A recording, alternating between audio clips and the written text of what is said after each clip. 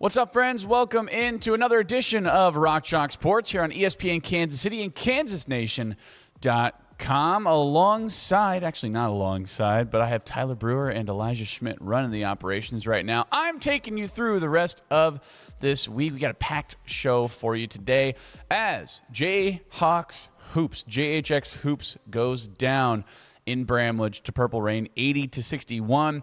I'll break that down here in the opening segment. I was out there getting a lot of content, and I'll kind of break that down, talk a little bit about what I saw in the game, different things. Michael Beasley, just the worst.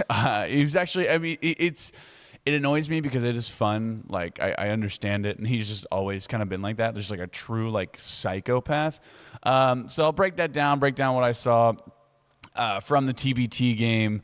And yeah, they're going to be playing tonight in Topeka at Lee Arena at Washburn's campus. That's the home base for JHX Hoops, JHX Hoops. That's going to be going on tonight at 7 o'clock. You can hear, by the way, play-by-play coverage on ESPN Kansas City, as well as KansasNation.com. I'm going to be playing that on our website, so be sure to be tuned for that.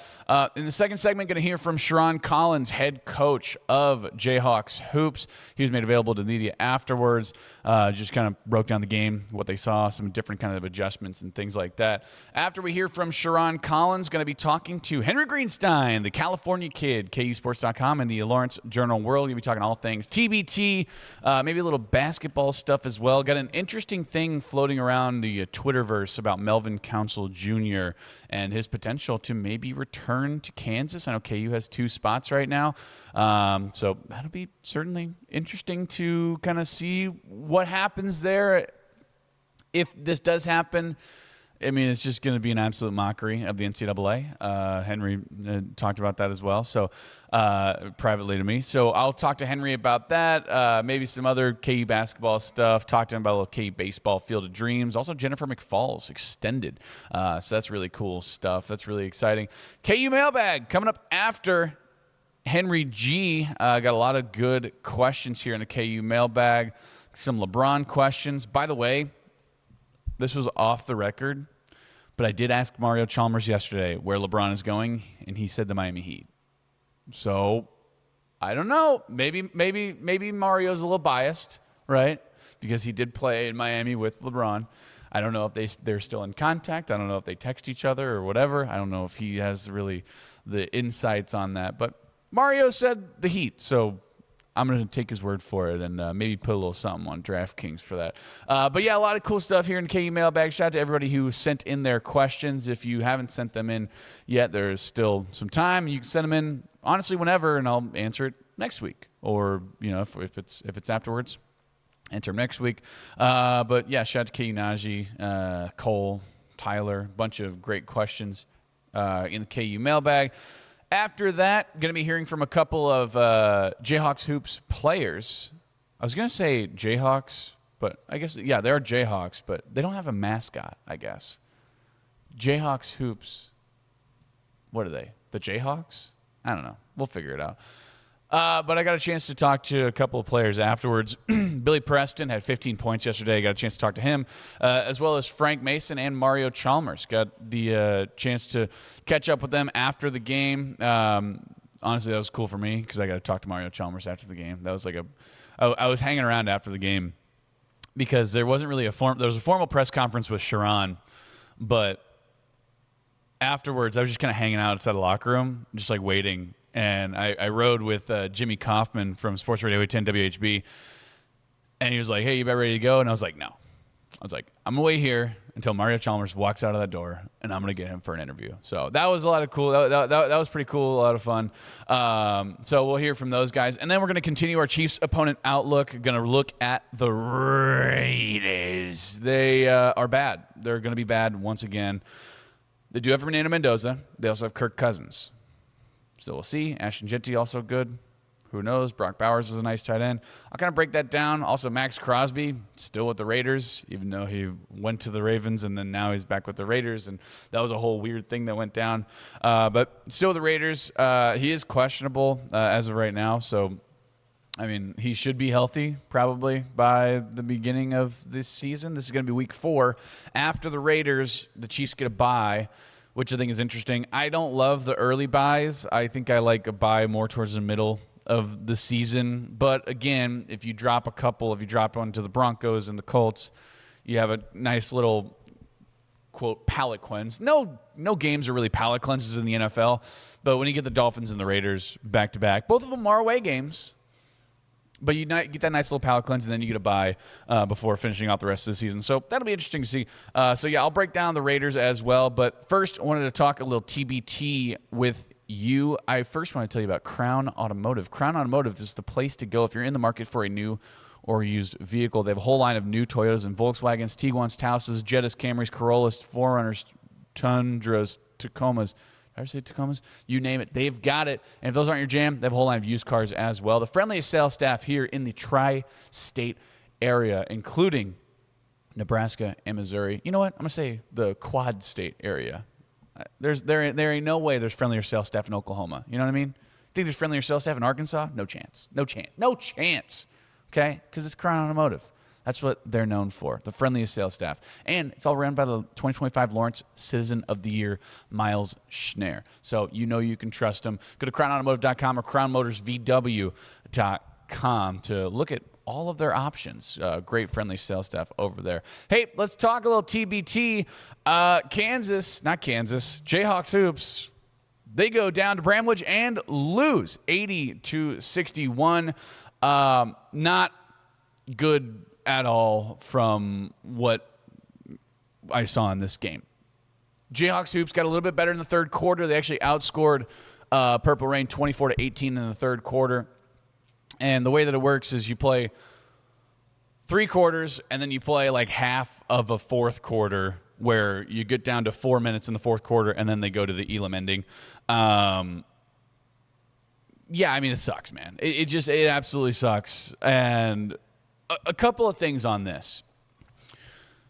Michael Beasley is an ass. He is just like the worst. Like, I can only imagine he's the worst person to ever play basketball against for 2 reasons. Number 1, he's the biggest trash talker in the world. And number 2, he backs it up so well because he's so good at basketball. And yeah, is he crazy? Absolutely. Is he, just an absolute jerk? Yes, of course he is.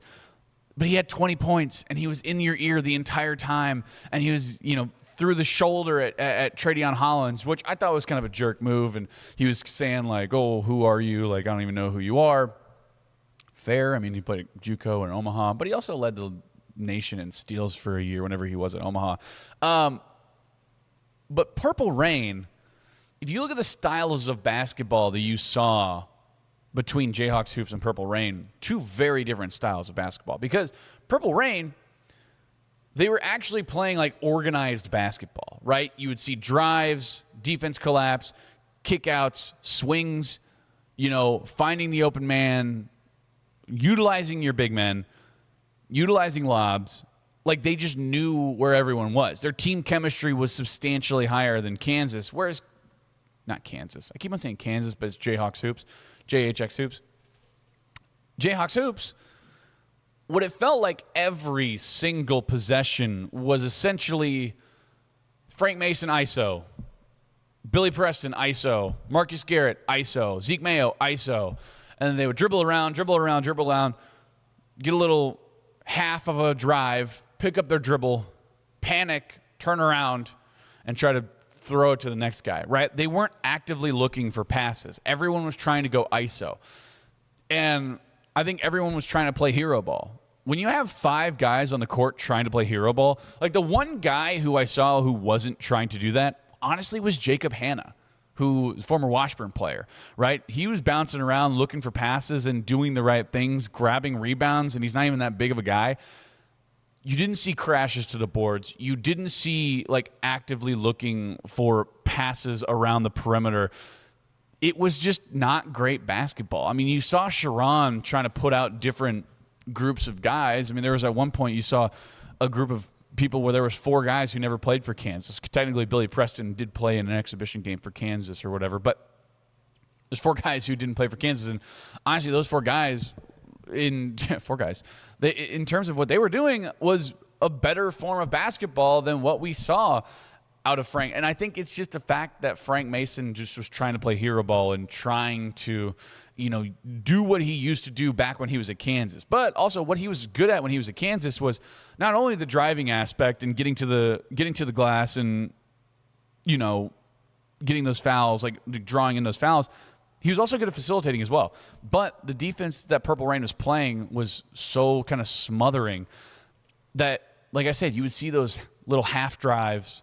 They'd get to about 12 feet from the basket, and then they would just stop and pick up their dribble and look around. Turnovers were just an absolutely massive part of it. And JHX Hoops had 19 turnovers.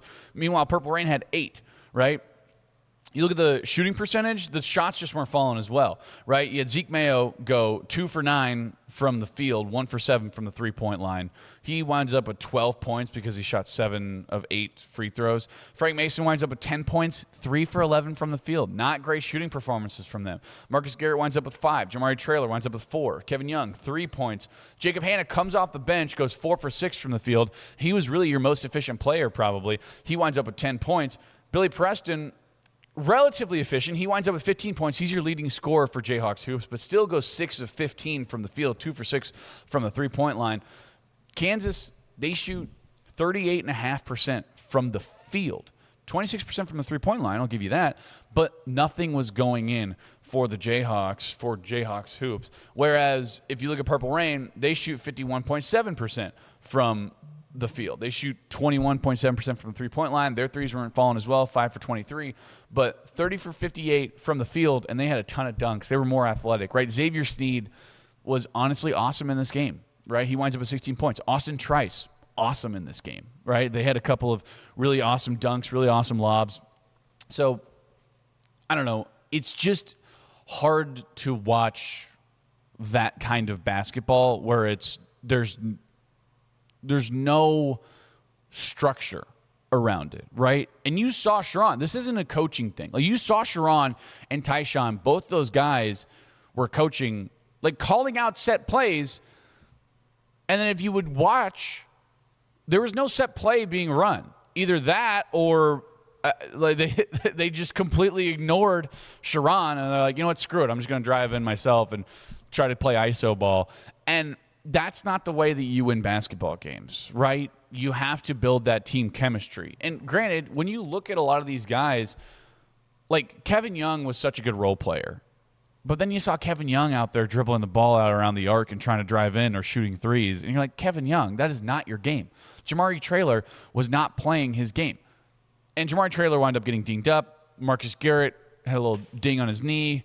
Didn't play for the majority of the rest of this game. Marcus Garrett wound up starting. So I think that also didn't help because Marcus Garrett would have been a massive help, not only in terms of being a role support player on the offensive side of the ball, but also on the defensive side of the ball as well. Because as we know, Marcus Garrett was the Naismith Defensive Player of the Year, and you saw that early.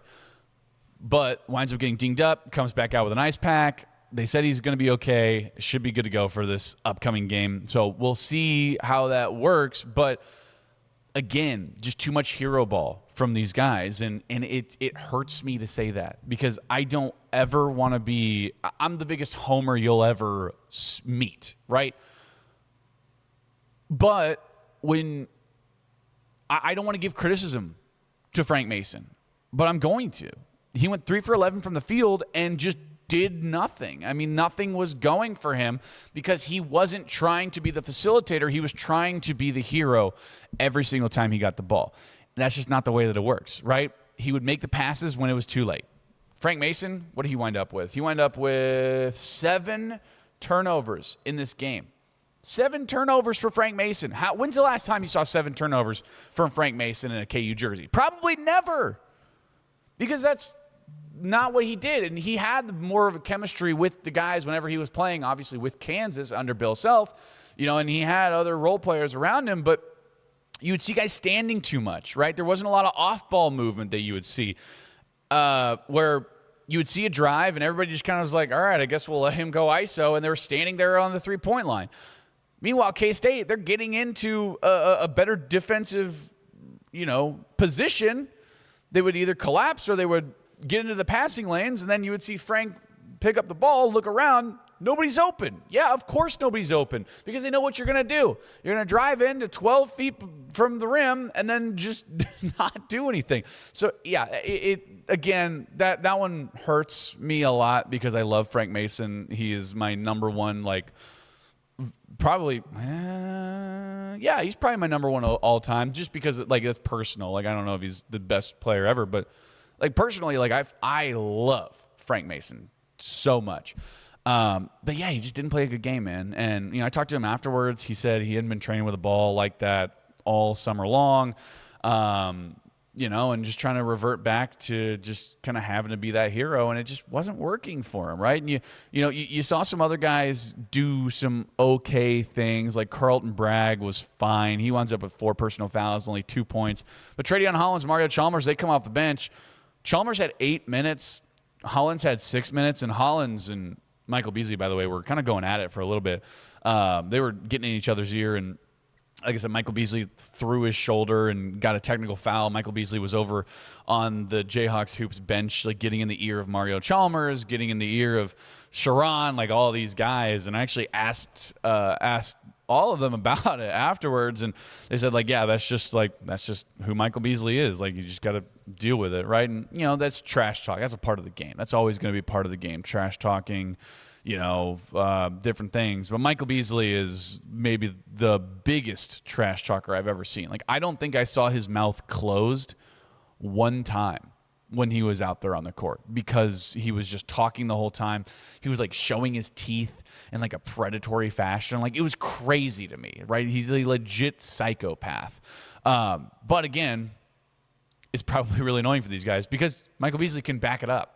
The trash talk is so bad, but the play style is so good that you're just all right, man, you win, I guess. And Beasley was so good. And I mean, you talk about facilitation, right? He had 6 assists, and Beasley was just finding everybody. I mean, he had 20 points, 6 for 13 from the field, 2 for 8 from the 3-point line, 3 defensive rebounds, three rebounds total, 6 assists, 2 steals.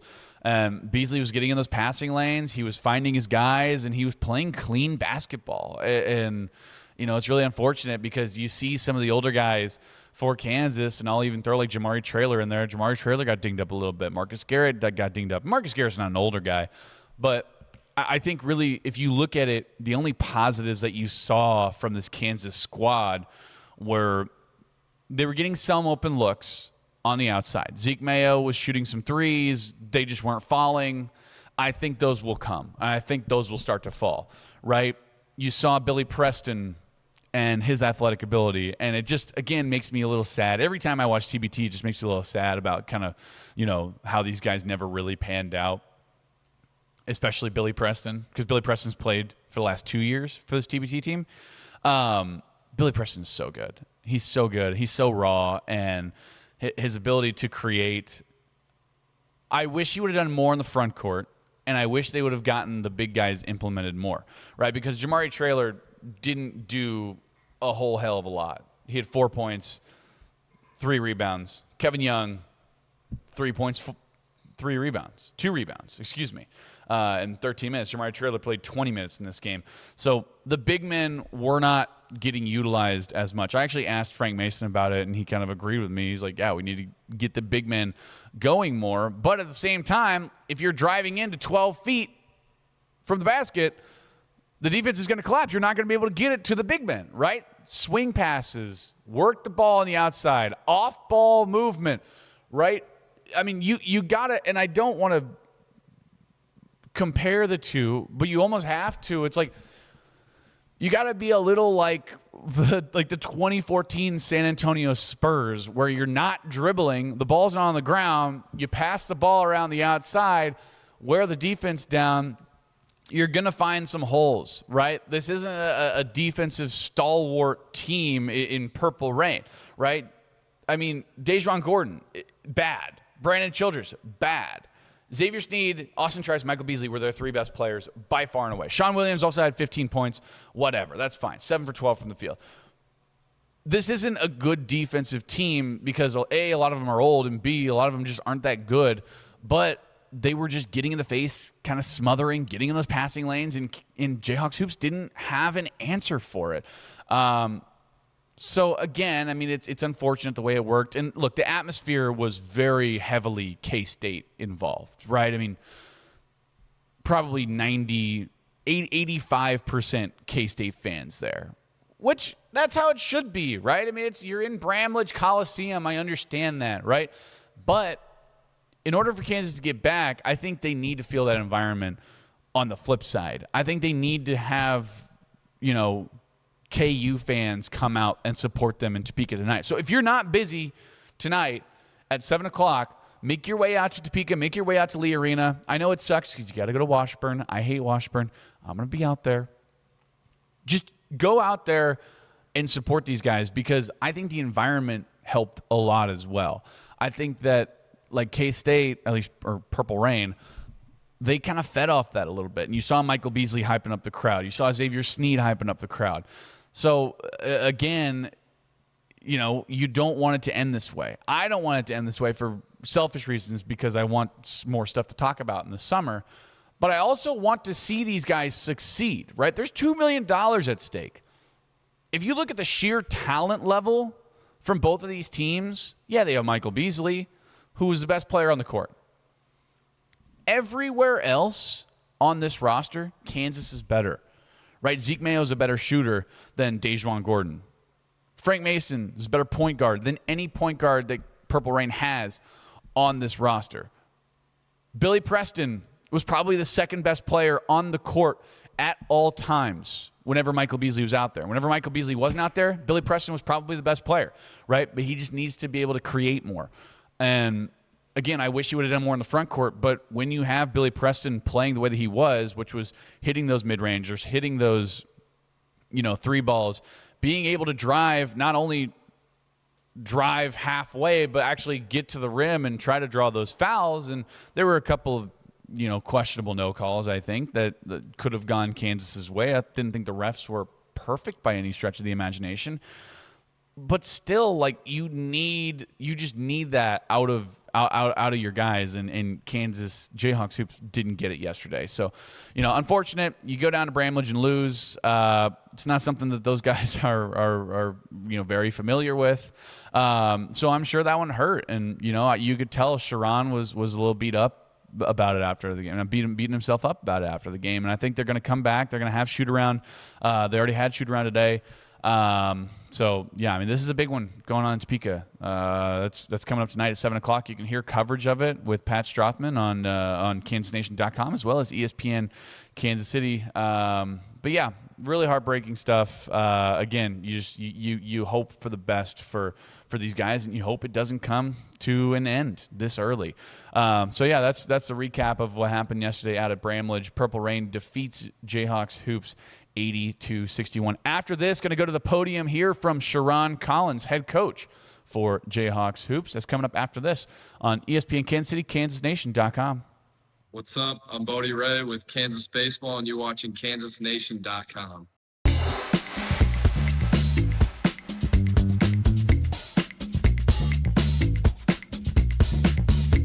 Celebrate the summer with savings at Crown Toyota. BZ models, 0% APR with a $500 cash incentive. RAV4 models, 4.99% APR. 2026 Toyota Tacoma, 3.99% APR. Get into a 2026 Tundra for 2.99% APR. Together, we're elevating our potential, our pride, our traditions, and our dreams. Together, we're opening up a whole new world of possibilities. Elevate your University of Kansas experience with Jayhawk checking from Central Bank. Central Bank and KU, elevating together. This is SSJ. Winter in Kansas City doesn't mean your lawn takes a break. It means smart homeowners get a head start. Let David and his crew from Custom Lawn and Landscape prepare your yard for a greener, healthier spring with winter fertilization, soil conditioning, and pre-emergent treatments that stop weeds before they start. Because when the snow melts, you don't want to start fixing your lawn. You want to already be winning. Trust Custom Lawn and Landscape, treating your yard now so it looks incredible later. Visit CustomLawn.com to schedule your winter services today. Jayhawk fans, if you haven't started to follow Kansas Nation on social, now is the time. Facebook, Instagram, X, it's Kansas Nation, and online at kansasnation.com for the latest news and information on your Kansas Jayhawks. Interviews, news conferences, daily and weekly shows, podcasts. Find it all at Kansas Nation and kansasnation.com. kansasnation.com is presented by Game Day Men's Health Lawrence. Step up your game with Game Day Men's Health Lawrence. Welcome back into Rock Chalk Sports here on ESPN Kansas City and kansasnation.com. Got to tell you about Central Bank. With Jayhawk checking from Central Bank, Jayhawk fans can carry their pride wherever they go with the official Jayhawk debit card. It's a simple way to show school spirit every single day. Central Bank is proud to support the traditions and communities that bring people together. As a proud community banking partner of the University of Kansas, Central Bank is committed to serving Jayhawk fans with banking options designed for real life, on campus, at work, and everywhere in between. You can learn more about Jayhawk checking and the exclusive Jayhawk debit card at jayhawkchecking.com. That's jayhawkchecking.com. Central Bank, the proud community banking partner of the University of Kansas, member FDIC. Jayhawks hoops, they fall to Purple Rain 80-61 yesterday out in Bramlage Coliseum. Head coach Sherron Collins was made available to the media afterwards. Let's hear what Sherron had to say right now. We talked about the importance of game one. You guys did it. Now game two, how important is tomorrow night? It's really important. We're going home. That'd be it.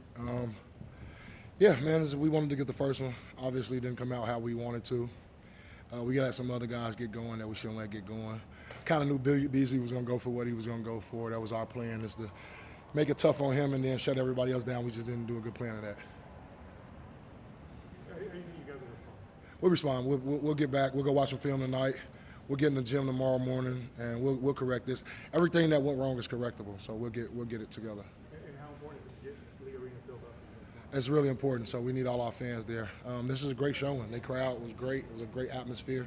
This is K-State. What did you think of Beasley? Beasley's going to be Beasley. Well, we thought he was going to be. Got lucky. He missed some shots that he normally probably would make open. He's tough, man. He's a tough cover. He's a pro. I think everybody know that. Best player on their team. Yeah, we just got to make stuff tougher for him. I think we let him get comfortable, and we gave him too much respect, for sure. Were you upset when you did the shoulder? Yeah, I mean, always you're upset when that happens, and no need for it. But that's what Beasley do, and it wasn't nothing malicious. It's just that's how he gets in your head. He messes with you, and it was fine. Our guys responded well, but yeah, when you do that, you expect to get a retaliation or something like that. So. Yeah, I mean, I think we had multiple times when we kept getting into 10, 8, 12 here. We was in that range, and we just got to it was hard for us to put two stops together tonight. We got to learn to put 2, 3 stops together. That's how we got to win the game. That's how we got to beat them. We got to put stops together. How do you get your big guys more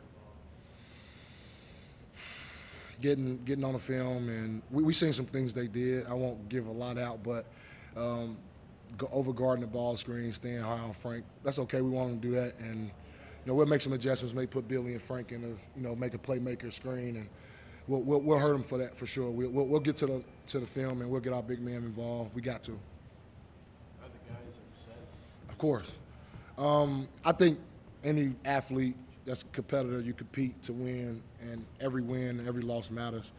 But to lose the right way, is always giving your all, or losing by 1 point. To lose the way we lost is unacceptable the way we play, and they know that, and they feel that, and the talks are already about tomorrow. So we're in good. I like where our attitude's at and how we're gonna respond. You played some big games. Do you like the challenges that tomorrow presents? Practice kind of up the tool. Yeah, I think that's the pressure that we always face at Kansas anyway. It's always to win every game, and if you don't win a game, it's the end of the world. So I think we've all been under that pressure, under that umbrella. So we'll respond. We'll give some guys some treatment, but I'm for sure, like a guy like Frank. Frank's probably gonna punch a wall or something later on. That's how much of a competitor he is, and you can feel it. I can feel how he feels, so we'll get Frank tomorrow. Jamari and Marcus got a little dinged up. Just talk to them after the game about. Yeah, I mean, Marcus we knew what Marcus did early in the first half. The first quarter, he just banged knees. I think it was Snead, and somebody banged knees with him when they fell.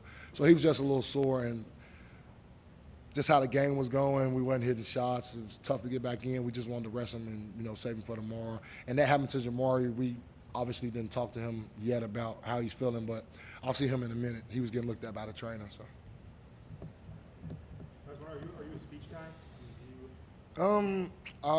I wouldn't say that, but I feel like I am an encourager. So I do speak a little bit, and I, try to keep all the guys upbeat, and just keep fighting and keep guarding.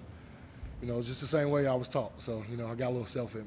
When you have a guy like Michael Beasley, obviously the way that he plays, but what's the message to the team, I guess, to try to not let him get in their heads? Just don't get down. He's a tough shot maker. He's gonna make shots over two people. He make a fade and fall away three. You gotta be the same guy. You just can't let that waver your attitude or your effort. You gotta keep giving effort because he's a tough cover, and we just want to make stuff tough for him. He's gonna score. He's gonna do that. You're not gonna stop him, but you can make everything tough, and we can't let all those other guys score how they did. We got to do a better job on the help.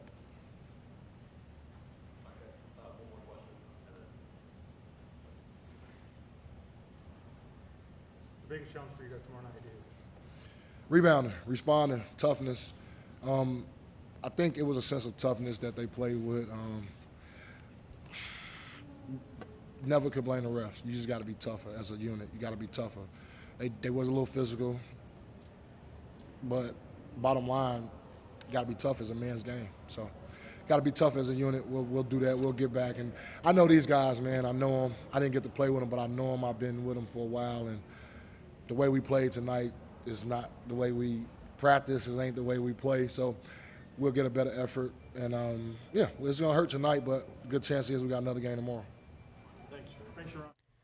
That was JHX Hoops head coach Sherron Collins addressing the media after the 80-61 loss over Purple Rain. They got another one coming up tonight out in Topeka, Lee Arena, Washburn's campus. Be sure to get on out there and support your Jayhawks because it's technically a home game for them. So be sure to support them because the environment in Bramlage, honestly, was great, so you need to recreate that with Kansas fans. Coming up tonight at 7 o'clock, you can hear play-by-play coverage on KansasNation.com as well as ESPN Kansas City. Hey, after this, a little taste of California for you. We got Henry Greenstein, KUSports.com, and Lawrence Turner World joining the show after this on Rock Chalk Sports, ESPN Kansas City, and KansasNation.com.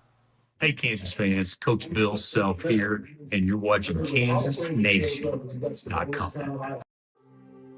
At the heart of a city lies the restless, the visionaries, the bold. From redefining events to guiding local youth, providing lifelines of industry, or reshaping wellness across the region, you deserve a financial partner that matches your ambition. At Meritrust, we handle the finances, so you can take care of the bold. Meritrust Credit Union. Business, banking, bold.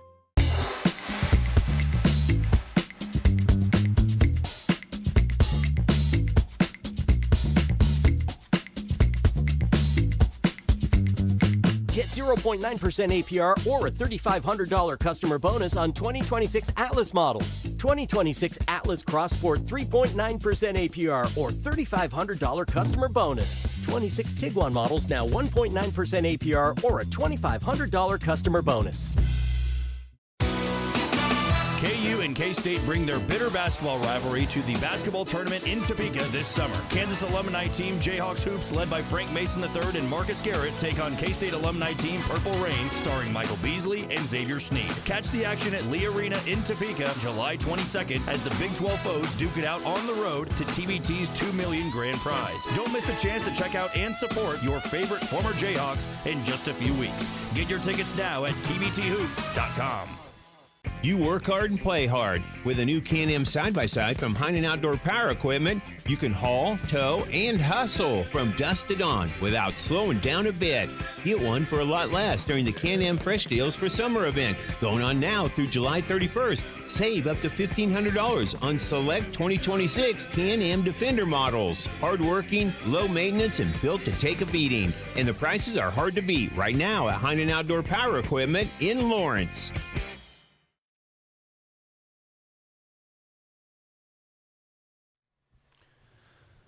Welcome back into Rock Chalk Sports here on ESPN Kansas City and KansasNation.com. Hey, got to tell you about Jocelyn's Jewelry. Locally owned for over 40 years, Gary Jocelyn and the entire Jocelyn family. They're proud to have earned the trust of 3 generations of customers. They believe Jocelyn's customers come back again and again and refer their family and friends because they treat each customer with the respect and integrity that they deserve while offering the best and fine jewelry at a fair price. They've been the jeweler that you'll recommend to your friends and family. That's their reputation. They're the jewelry store that you'll want to go to because they're going to be honest with you and treat you fair. You need a chain or some other items fixed, you can just go in. They'll fix it while you wait. Really cool stuff. So go to Jocelyn's Jewelry. It's right in front of the big grocery store, right in front of the Hy-Vee at 95th and Antioch in Kansas City. Jocelyn's Jewelry, the jeweler that you'll recommend to your friends and family because you can trust Jocelyn's. Henry Greenstein, KSports.com and Lawrence Journal World. What's going on, man? Last time I saw you, we were out in Bramlage Coliseum late last night. I know, it feels like it was just yesterday. It does feel like it was just yesterday. Did you get some sleep last night? What time did you actually get home last night? I got back at about, because, you know, I drove in a delightful car with our friends Shay Wildebohr and Gary Bedore. Sure. And so there was some dropping off required, and we met in a Walmart. But I eventually got back at like 12:30. Okay, that's so not it wasn't bad. honestly that bad. I mean, compared to I think about the K-State football game at Bramlage. At Bill Snyder Family Stadium a couple years ago. I didn't get back until 2 or 3 in the morning after that one. Tough. So we'll see if they give them a late time slot for this year's K-State. That'll be so exciting. Yeah, it's always fun because you're like, oh yeah, Manhattan. It's like in Kansas, so that's an easy trip. But it's like, it's just annoying enough to where like you can't get a hotel room. But also, it's like exactly. if it's a late, you're like, all right, I'm getting back at like 3 a.m. And shortly before you got here, the K-State game, the basketball game in 2024, when we all emerged after that crushing overtime loss for the Jayhawks, there was a thick layer of fog that made it impossible to see anything. Man. It had descended upon. Well, you didn't go to the K-State game this year. No, I didn't. That was the worst snowstorm I'd ever driven in. I was driving like 20 miles an hour on I-70 the whole time. I made a business decision That's for that that's smart. That is very, it was very smart. you and Gusky out there, Yeah, it was right? just me and Jordan. Yeah. I think Gary might have went out there too. No, I don't think so. Gary, yeah, it might have just been me and Jordan. Man, that was bad. Hey, let's talk a little bit about the game last night. JHX Hoops, they fall to Purple Rain, 80-61. I talked a little bit about this in the open. To me, Purple Rain was playing good team basketball, and JHX Hoops was ISO, ISO, ISO, drive into 12 feet to the rim, panic, pick up your dribble, look around, turnover. I mean, is that your assessment, I guess? Like, what did you see out of that game yesterday? It was not very fun to watch. And, you know, I mean, neither of these teams is going to have this resplendent team chemistry on display. Like, it's almost exclusively composed of people who have never played together before. But that being said, Purple Rain has a lot more continuity from its teams in previous years, and it looks like it had a sense of who wanted to do what at what time. Yeah. For JHX Hoops, I will grudgingly call it, even though yesterday's announcer also said JHX. JHX, yeah. So I texted Tyshawn about it. He said it's JHX. I know. I believe him since it's his team. Yeah. But shout out to Mitch Fortner, by the way, the K-State announcer. Very nice guy. I've been on his radio show a couple times. Nice. Anyway, he was saying JHX, but Okay. no one came down to correct him. In any case, it felt like each possession, it was just taking turns having a different person do ISO ball. Yeah. And, you know, Billy Preston, he's so fun to watch sometimes because he can do these like acrobatic leaning jumpers and kind of these slick moves inside. But when he tries to dribble, it can be rough sometimes. And he committed like 3 first half turnovers that way. I think Frank might have had 4 in the first half. Yeah, I think that's right. He finished with 7 total. Yeah, it was ugly. If you want to take any positives, they settled in a little bit more as the game went on, particularly defensively. I thought Jacob Hanna was great. Yeah, I did too. I literally, that's what I said. He's a player. You know how much I hate giving Washburn guys credit. Yes. But like he was the only one like trying to play team basketball and also like crashing the boards too. Yeah. You didn't see a lot out of the big men either. And a great athlete, as that two-handed dunk demonstrated. Absolutely. I think it hurt the KU alumni a little bit that Marcus Garrett missed the final 21 and a half minutes of the game. Yeah. We'll see if he plays tonight. We'll see if Jamari Traylor plays tonight. I will say it was not the most inspiring showing, all things considered. You know, I've seen games where in the last 3 years where the KU alumni teams have not looked great, but they have still found a way to kind of grind one out. This one, they were out of it from the opening tip-off. Yeah. So it's going to be tough to turn around and completely flip that result. You know, unfortunately for them, Lee Arena will not have the same home field advantage as Bramwich. No.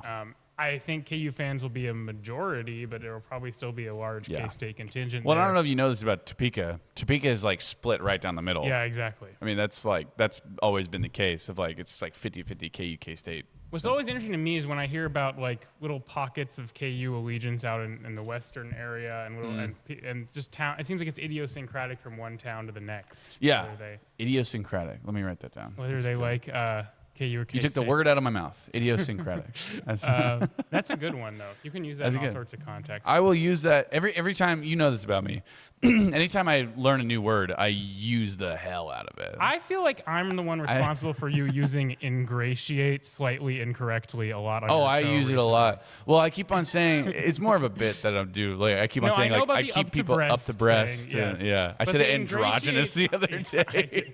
You were trying. Was it someone who had two different capabilities? Yeah. So you were kind of thinking of like amphibious, but that's not right either. No, it's not. No, ambidextrous. Yeah. Well, as we know, it's not even. As you know, ambidextrous has narrower applicability than I once thought because the Sickos committee came at me. That's right. Once for using it to describe a punter when it's actually ambipedal. Ambipedal. Okay. I learned something new that day. Shout out to Sickos committee. Shout out to them, man. I met. You got my sticker on my. I think his name was Jordan from the Sickos committee in Dallas, and he provided those stickers. Let's go. Anyway, JHX Hoops. Back at it tonight at the home of the Jayhawks. Yeah. The Ichabods. The home of the Ichabods. What's even an Ichabod anyway? I mean, I will say this: like in the third quarter, JHX Hoops did outscore Purple Rain 24-18. So like, it didn't feel like no, it didn't. But they picked it up a little bit, right? And like, really, if you wanted to look at positives, like Jacob Hanna was a positive. You didn't see a lot out of him. But then you look at some of the negatives, and I said this because I'm such a homer. I never want to give criticism to Frank Mason, but I think he certainly deserves it because he was kind of leading the charge of the ISO ball, half drive, pick up the ball, panic, turnover. Yeah. I mean, it was just like it was grim, and I think that the K-State alumni came out and knew they were going to try to make Frank's life as difficult as possible. Yeah. And they succeeded because he went 3 for 11. It's just this backcourt. We'll see what they can do tonight, but it looked a lot better on paper than it has been in practice. You know, you got 2 strong offensive pieces with Frank and Zeke. You got 3 lockdown defenders with Garrett, Hollins, and Hanna, and they've been running 3 guards, so they've been able to maximize using them. But I asked Sherron about this yesterday, but I think the lack of big men was on full display. They really had no rim protection and very little going on offense, too. I thought Jamari Traylor, as he has every year, has had some moments, but obviously he came out late. Carlton Bragg was mostly a non-factor. Andrew Orr, my guy, all of a sudden was also a non-factor. So they're going to have to do something. You know, Sherron said they thought they saw something in the game they could potentially exploit. We'll see how that goes. Yeah, for sure. Henry Greenstein, KSports.com, and Lawrence Journal World. How was it watching Michael Beasley in person for the first time? We talked about this off air. Got to be the most annoying person to ever play basketball against. Yeah, he's got a demeanor all his own. And, you know, I guess he was showing his teeth like a predatory. Yeah, he was like making these crazy Joker smiles. He's a psycho, man. It's crazy. He's interesting. He kissed someone. Yeah. He kissed Carlton Bragg. Yeah. And then he headbutted Tradeon Collins, and then he threw his shoulder into Tradeon Collins. He was asked post-game, and he said, "Oh, I didn't kiss him. Michael Beasley did that." Like he's playing a character. Did you see that? No, I didn't. Check that. It's on Cole Emplett's Twitter. I think Wyatt Wheeler asked him about it. Oh from my gosh. Capital Journal. Yeah, he's a character. Obviously, I remember him from playing with and against him in NBA 2K back in. Of course. I was not like a big college basketball guy, so my only exposure to most basketball players is through NBA 2K11. Sure. That's fair. So if they were playing in that time, he's probably good in that game. He was decent. I think that was maybe his last full year in the NBA for a while. Like he went over to China or something. Yeah. I don't remember the exact time when. I then forgot he that came back to the Knicks or something for a little bit. Yeah, he had a couple. I forgot that he and Chalmers played together in the NBA, but that makes sense as to why they now play together in the Big Three. But it's hard to disagree with saying he's kind of a psycho out there. But I mean, it's entertaining. It is. I can only imagine that the JHX Hoops players were tiring of it very quickly. Yeah, absolutely. And I said this, it's so annoying because he's the biggest trash talker in the world, but also he can back it up because he's really good. Yeah. I mean, he is a nice player. Henry, let's talk a little actual KU basketball. I texted you a little bit about this. There have been some stuff kind of going around the Twitterverse and different sources saying some different things. Apparently, there's something where Melvin Council kind of has a path forward, if you will, or at least is trying to carve a path forward to potentially get another year of eligibility to come back to Kansas. I guess break that down for us, because I mean I'm not the most litigiously read. Am I using this right? Kind of. All right. I'm not the. I don't know legal. You're not up to date on modern jurisprudence. I don't know. Yeah, I don't know legal stuff. But you might have more of an insight on this. I mean, kind of explain to me what exactly is happening with this whole Melvin Council thing and what these rumblings are. Well, here's my initial comment, independent of anything related to discussions of council in the last day. From where I'm sitting, Melvin Council has a worse case to play next year than someone like Trey White, even.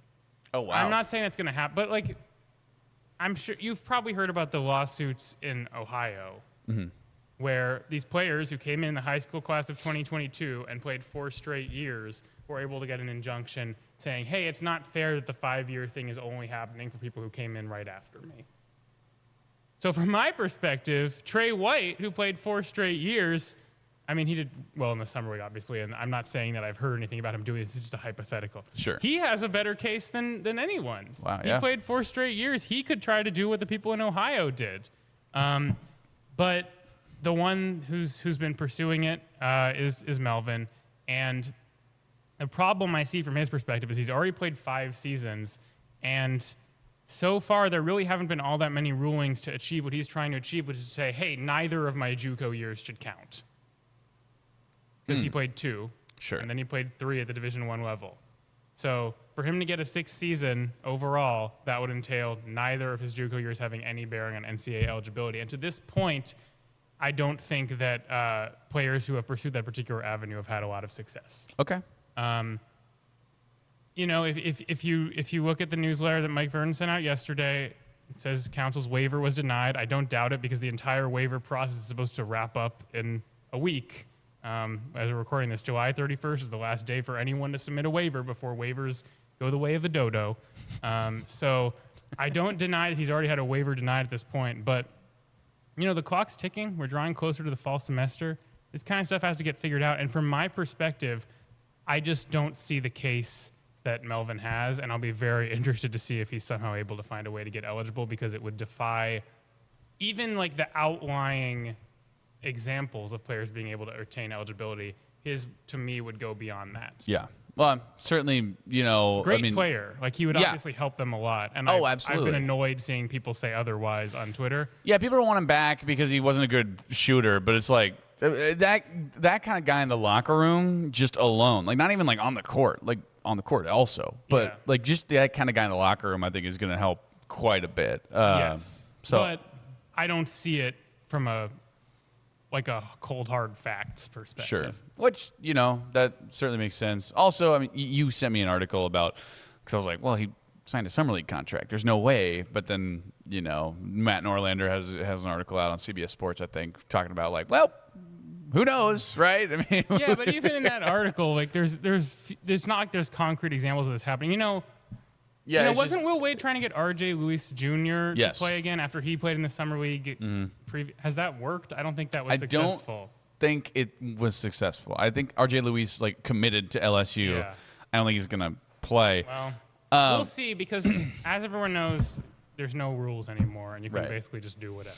That is very true. No rules. It's like The Purge. Or that new movie.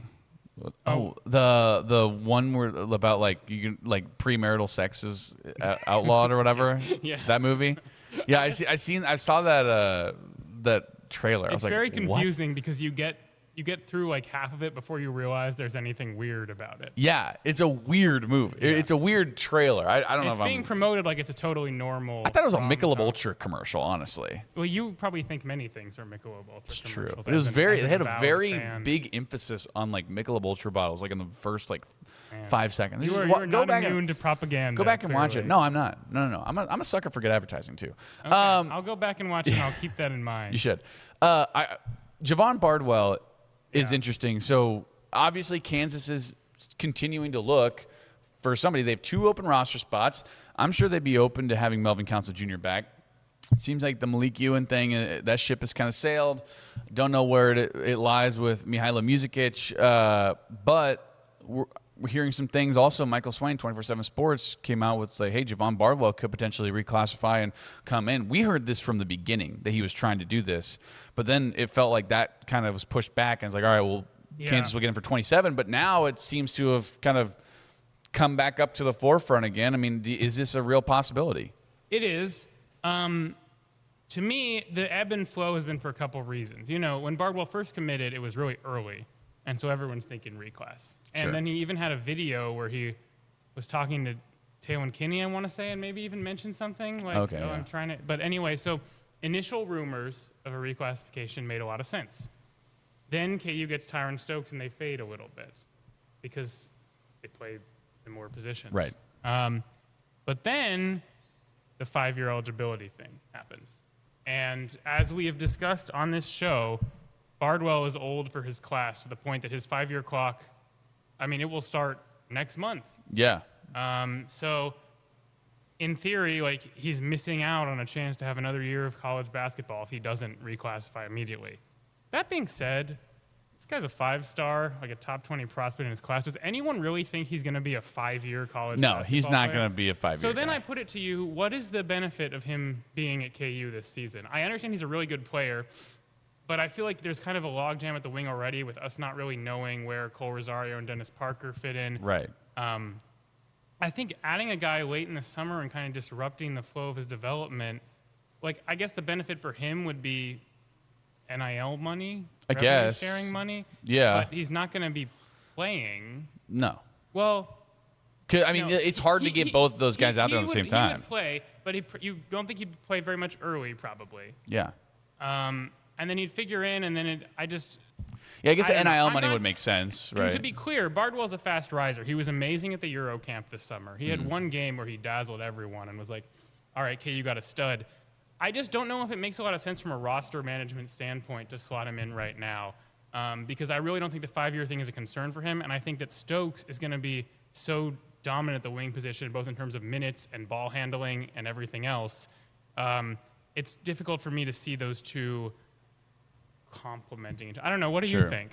I agree. I think that we have not too many, but like there's just not enough minutes to go around, right? Unless you want to slide, Stokes to the 4 and Dawes to the 5, then sure, right? But the 5 spot is questionable. But you don't want to do that because that's not Stokes' primary position. He's way better at the wing spot, and he can even bring the ball up if you need. And also that takes minutes away from Blyden and Parker and Rosario. And I think that you have an embarrassment of riches at the wing spot almost already, and then you add him in. It's like, all right, well, when is he going to play? And like you said, what is the benefit? Right? Yeah. I think it's better just to have him for next year. Like, I have no idea if right now, late July, is Bardwell better than Cole Rosario with a year in college under his belt and Dennis Parker with 3 years in college under his belt? Probably not. So it's hard to say. And also, again, great player, had a good showing at Eurocamp.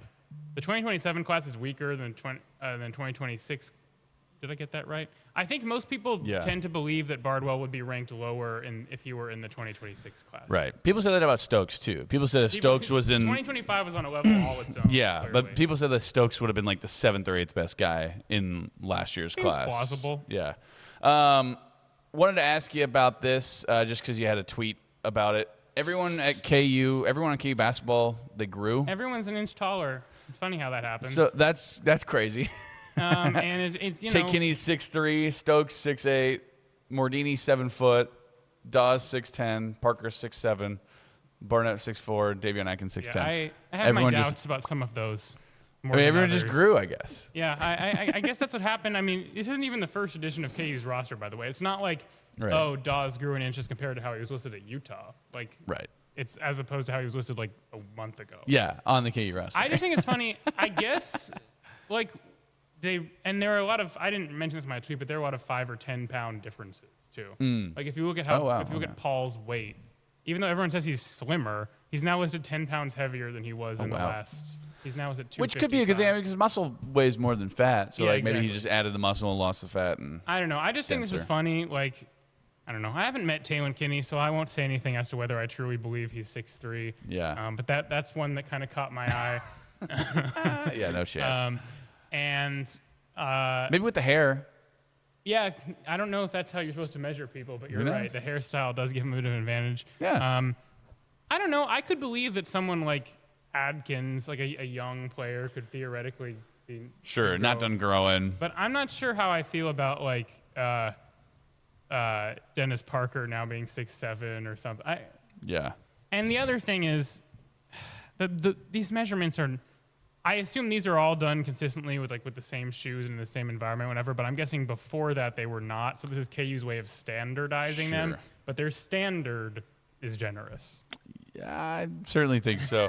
Hey, wanted to talk about this little KU baseball news. October 10th, I believe. They're going to be playing up in Dyersville, Iowa, God's country. You ever been? Some people say it's the California, the Midwest. I don't think anyone said that until now. Have you been to Dyersville? Yeah. No, I can't say I have. I've never been to Dyersville. They're playing at the Field of Dreams. Yes. Fantastic movie.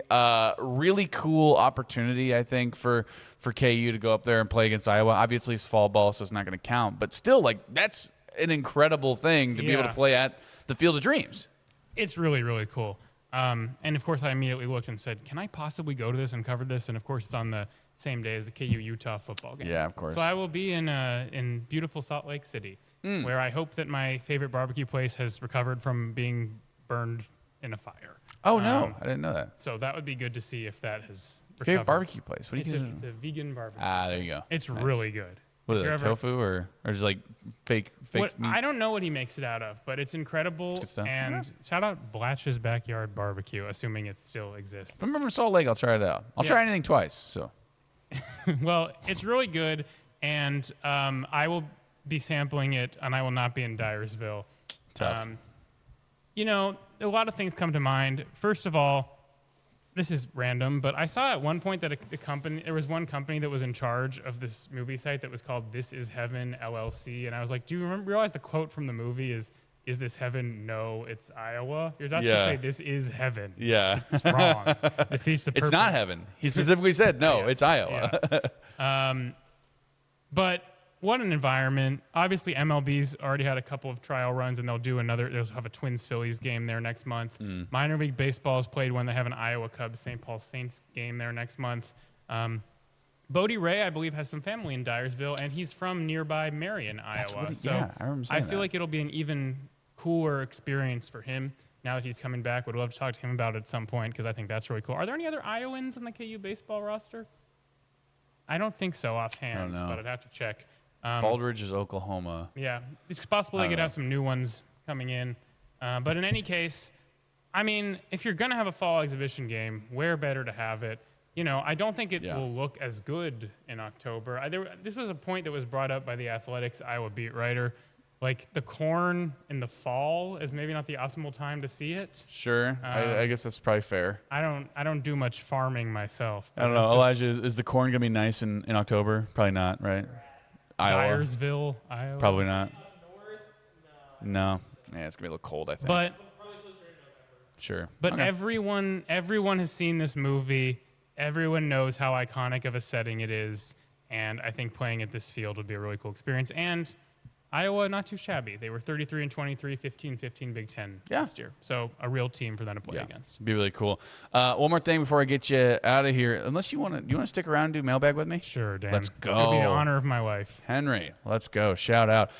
Jennifer McFalls, extended. Yeah. I mean, really cool and through 2030. I mean, she's done some really good stuff and got in some a lot of great recruits. I mean, a long, illustrious career of being involved in softball in some capacity all throughout her career. But, I mean, just talk about the job that she's done and how deserving she is of this extension. Yeah, obviously she first came onto the scene as a member of an Olympic gold medal team, I believe. That's right. Back in 2000. Assistant at Texas for a long time. And it's been a long journey at KU. Longer than she would have liked in terms of getting back to the NCAA tournament, as she said herself many times. And, 2025 was a grim year for KU softball after how close they were in 24. And I don't know that people necessarily predicted them to break out the way they did this past year, but it's a testament to the recruiting of players like Ella Boyer and Lila Partridge, and now retaining them, by the way.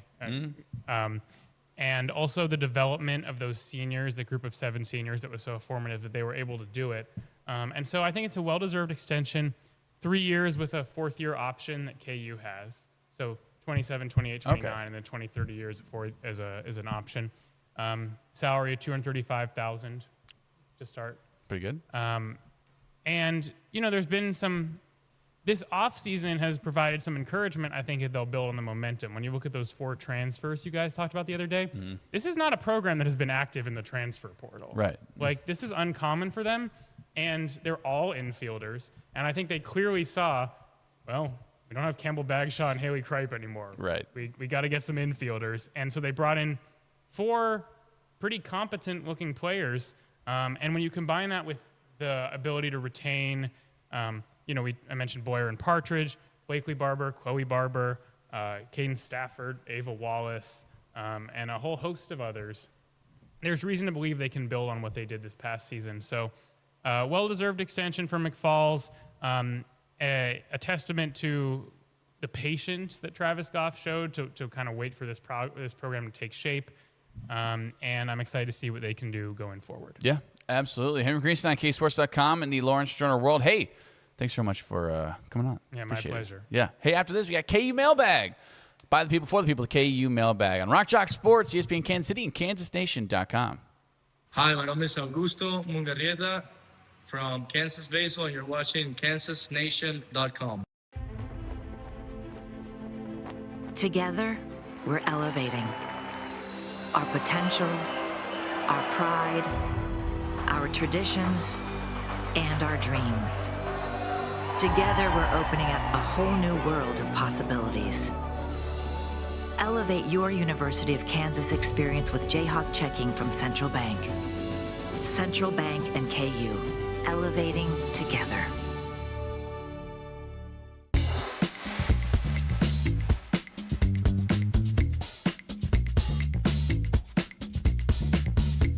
Celebrate the summer with savings at Crown Toyota. BZ models, 0% APR with a $500 cash incentive. RAV4 models, 4.99% APR. 2026 Toyota Tacoma, 3.99% APR. Get into a 2026 Tundra for 2.99% APR. This is SSJ. Winter in Kansas City doesn't mean your lawn takes a break. It means smart homeowners get a head start. Let David and his crew from Custom Lawn and Landscape prepare your yard for a greener, healthier spring with winter fertilization, soil conditioning, and pre-emergent treatments that stop weeds before they start. Because when the snow melts, you don't want to start fixing your lawn. You want to already be winning. Trust Custom Lawn and Landscape, treating your yard now so it looks incredible later. Visit CustomLawn.com to schedule your winter services today. At the heart of a city lies the restless, the visionaries, the bold. From redefining events to guiding local youth, providing lifelines of industry, or reshaping wellness across the region, you deserve a financial partner that matches your ambition. At Meritrust, we handle the finances so you can take care of the bold. Meritrust Credit Union. Business, banking, bold.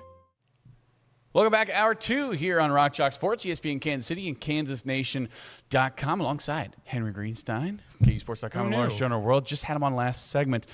but he's going to help us out with the KU Mailbag. Before that, I got to tell you about Custom Lawn and Landscape. Spring and summer are made for backyard fun. If you're like Sean, you got kids running through the grass, or if you're like me, you got dogs chasing tennis balls, family cookouts past sunset, nothing ruins time outside faster than fleas, ticks, and chiggers. And that's why families can trust Custom Lawn and Landscape to help keep their lawns beautiful and protected all season long. Their home insect control program helps defend your yard from those pesky bugs so your pets and loved ones can enjoy the outdoors more comfortably and safely. Right now, when you sign up, your first application is 100% free. That's right, Henry. I said free.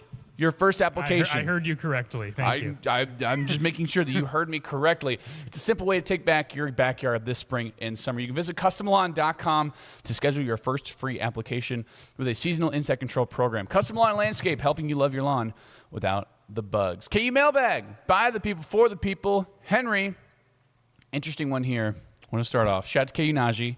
Always good to hear a KU Najee. Always good to hear from KU Najee. He sent this last week. He also sent another one this week, but he sent the one last week after we pre-recorded. So I'm going to ask this question again, but this is a really good KU question. He says, would you rather have gotten to see a fully healthy Jalen Daniels or a fully healthy Darren Peterson? Good question. That's really good. My initial inclination is this. Okay. Jalen Daniels, because of multiple seasons, would be affected by it. That's true. However, there is a twist here, because if Jalen were fully healthy in 2023, does he go pro? Or, regardless, he's not redshirting, so he wouldn't be playing in 2025. Sure. Does he transfer? Anything's possible. So Derek Young said there were legit rumblings about him going to USC. I remember that. But if you immediately, if you mean a fully healthy Jalen Daniels who plays the entirety of a season at Kansas in 2023 and 2024, 2023 they were pretty good regardless. Yeah. If Jalen were healthy, I honestly Jason don't Bean know. also, Yeah, like, I honestly don't know that would have changed. Would that have things helped? much. I mean, Jason Bean, like, would Jalen have had 500 yards, 500 plus yards in that guaranteed I rate think KU bowl? could have won the Oklahoma State game that year with Jalen. Yeah. Because that was one where Bean's mistakes kind of crushed them. But you don't want to undo things that Bean accomplished that year. True. And then I guess Jalen was healthy in 2024. He just wasn't very good for the first half of the year. But then if he was fully healthy, then he would have had an entire spring. True. But then again, the receivers were also hurt that spring and fall. That's true. So there's very intricate. So, but think about it from the Darren Peterson side of I things. know. Like, imagine if you had a healthy Darren Peterson for the Well, if you have him all season, then the team is probably just better throughout. Right. But Melvin Council and Trey White are probably worse than what they were. That's true. I think Melvin doesn't have the opportunity to step up and kind of take over the game. And also, same as Trey White. Like, Trey White doesn't have the ball in his hands as much. Probably doesn't shoot as many threes. What do you think about the 2024 season if Jalen had been healthy in the offseason leading up to it? I think if Jalen would have been healthy in the offseason leading up to it, I think he would have been better, off to a better start at least. Do you remember, because this was your first offseason, do you remember when we came back for the fall media day that August, and it was like, today is the first day that Jalen, Lawrence Arnold, Quentin Skinner, and Luke Grimm have all been on the field together. And we were all like, wow, that's really cool. And then it's like, looking back on it, it's like, that's not good. No, it's not. Like mid to late August. And then, of course, after the season, everyone was like, well, we didn't have our quarterback and our receivers on the field at the same time until whatever that was, August 20-something. Right. So, Also, it didn't help that you had Jeff Grimes as your offensive coordinator. But I honestly think, having considered it more, maybe KU makes a bowl that year. Yeah. But if you have a fully healthy Darren Peterson, he's an All-American and Big 12 Player of the Year. Yeah. Darren Peterson plays 35 minutes a game. First team All-American by no question about it. Because Jalen doesn't play regardless of whether he transfers or anything, he doesn't play in 2025 if he's fully healthy in 2023. Right. Because that's just how eligibility works. Also, I think if Darren was fully healthy, I think he goes number 1 overall. Which, I guess granted, because the Wizards needed a wing and they didn't need a point guard. Still, it might have been AJ. I don't know. That's an interesting question. I think I take Jalen, but also I like the story of Jason Bean. Like, you can't tell the story of Kansas football, at least in the Lance Leipold era, without Jason Bean. Yeah, imagine if it was like, after his heartbreaking conclusion of the Liberty Bowl, Jason Bean chose to stick around, and then he didn't play. Yeah, it's like, okay. I think they were actually trying to make him a wide receiver that year. They were. If Jalen had not had the back injury. So maybe it would have been Jason Bean with a heroic touchdown catch. Right. Yeah, who knows? Yeah, that could have been fun. No, they were trying to transition him to wide receiver. I know that he was working at it. But still, that's a cool. If you have a healthy Jalen, you don't get the Jason Bean redemption arc. You don't, which I think is important. KU has to get a quarterback after the 20. Either KU gets a portal quarterback last year, or we're doing the Cole Ballard and Isaiah Marshall thing a year last early. year. Yeah, that's true. I'm gonna go opposite. I'm just gonna say Darren Peterson. I just wanted to see Darren Peterson. Yeah, I've decided to lean toward Darren Peterson as well. I think there's too many good, fun storylines for Jalen. Yeah. Also, Darren, a generational player. I would have liked to see him play more than 9 times at Allen Fieldhouse, probably just from a selfish perspective. Absolutely. Also, K. Najee asks, will Najee Cox have more or less than 30 receptions, 537, and 1 touchdown? I'm going to say less because he's 1 touchdown? 537 yards more than one touchdown. So he's gonna have less. The second part of it is what 2014 KU wide receiver. This is your area. 2014 KU receiver. It is, but I'm probably gonna look it up. I'm excited for Najee Cox, but I think he's gonna be a pretty decidedly third option guy, and so therefore I don't think he will get either 30 catches or 537 receiving yards. Sure. I do think he'll have more than 1 touchdown because his size will make him a red zone target. Sure. Oh, my God. Nigel King. Yeah, I would not have guessed that. Shout out. Do you know who the quarterbacks were that year? Oh, God. So this was after, it was well after, this was pre-Carter Stanley. Pre-Carter Stanley. Definitely. 2014. And it was... I'll give you a hint. One of them played at Boise State. Was it Montel Kozar? Montel Kozar was a second-string quarterback, but played a little bit. Michael Cummings. Okay. That's good to know. Shout out to him, man. What's he up to these days? I'm selling insurance. Get him on the show. Yeah, I'll reach out. I'll get him. I'll hit him up on LinkedIn or something. Oh man, Nigel King, shout out. So you think he's going to get more than 1 touchdown, but less than the other 2 things? What about you? Less than 30 receptions. I think he goes over 30 receptions. Okay. I think 537 is a really good line. I said that he has the potential to be that number 1 guy in terms of yards because he'll be the good high point guy. I think Nick McMillan will be number 1 in yards and receptions. Okay. 30 and 537. I think he goes over 30, but under 537. That's an interesting choice because I know he's a burner on the outside. It doesn't make a lot of sense. You're right. You know what? I'll let you say it. I won't object any further. That feels more of like a Cam Pickett line. 40 receptions, 400 yards. Yeah. Over a touchdown, though, for sure. Yeah. Over a touchdown. I mean, they couldn't score in 2014. Yeah. Now they can actually score touchdowns. True. That's true. The rules have changed, so they're allowed to. Yeah, that's very true. Shout out to Nigel King. Adam wants to know, what's your dream corporate patch sponsor for KU? My dream corporate patch sponsor for KU. Yours. I think it would be cool if it were a more local company. I agree. Well, I mean, it's not Ripple is technically local, right? They're Topeka. I mean, any of the numerous. I don't know that I have a dream necessarily. We all love your various sponsors here at Kansas Nation. Yeah. What about the California Raisins? Is that a company? Is it? I always think of Sunmade as the iconic raisin company. I hate raisins, by the way. Don't approach me with I have a real problem with raisins. You mean a real problem? What do they do? Steal your girlfriend? It kind of feels like it sometimes. I like dried fruit in general, but I have a visceral disgust. Yeah, I've seen you eat dried apricots before. Mango. Yes. You've seen me eat a lot of interesting snacks. I have. But raisins? Those cubes. You have a problem with raisins? I do have a problem with raisins, yes. Why? I just can't. I don't know what it is. I can't do it. Not even like oatmeal raisin cookie? Have I had one? You don't like oatmeal raisin cookies? I don't care for it. And I'll have craisins. I just don't like it. Something about the grape being dry and the taste that it Do you like grapes? Yes. What, you're telling me you don't have an irrational distaste for any food?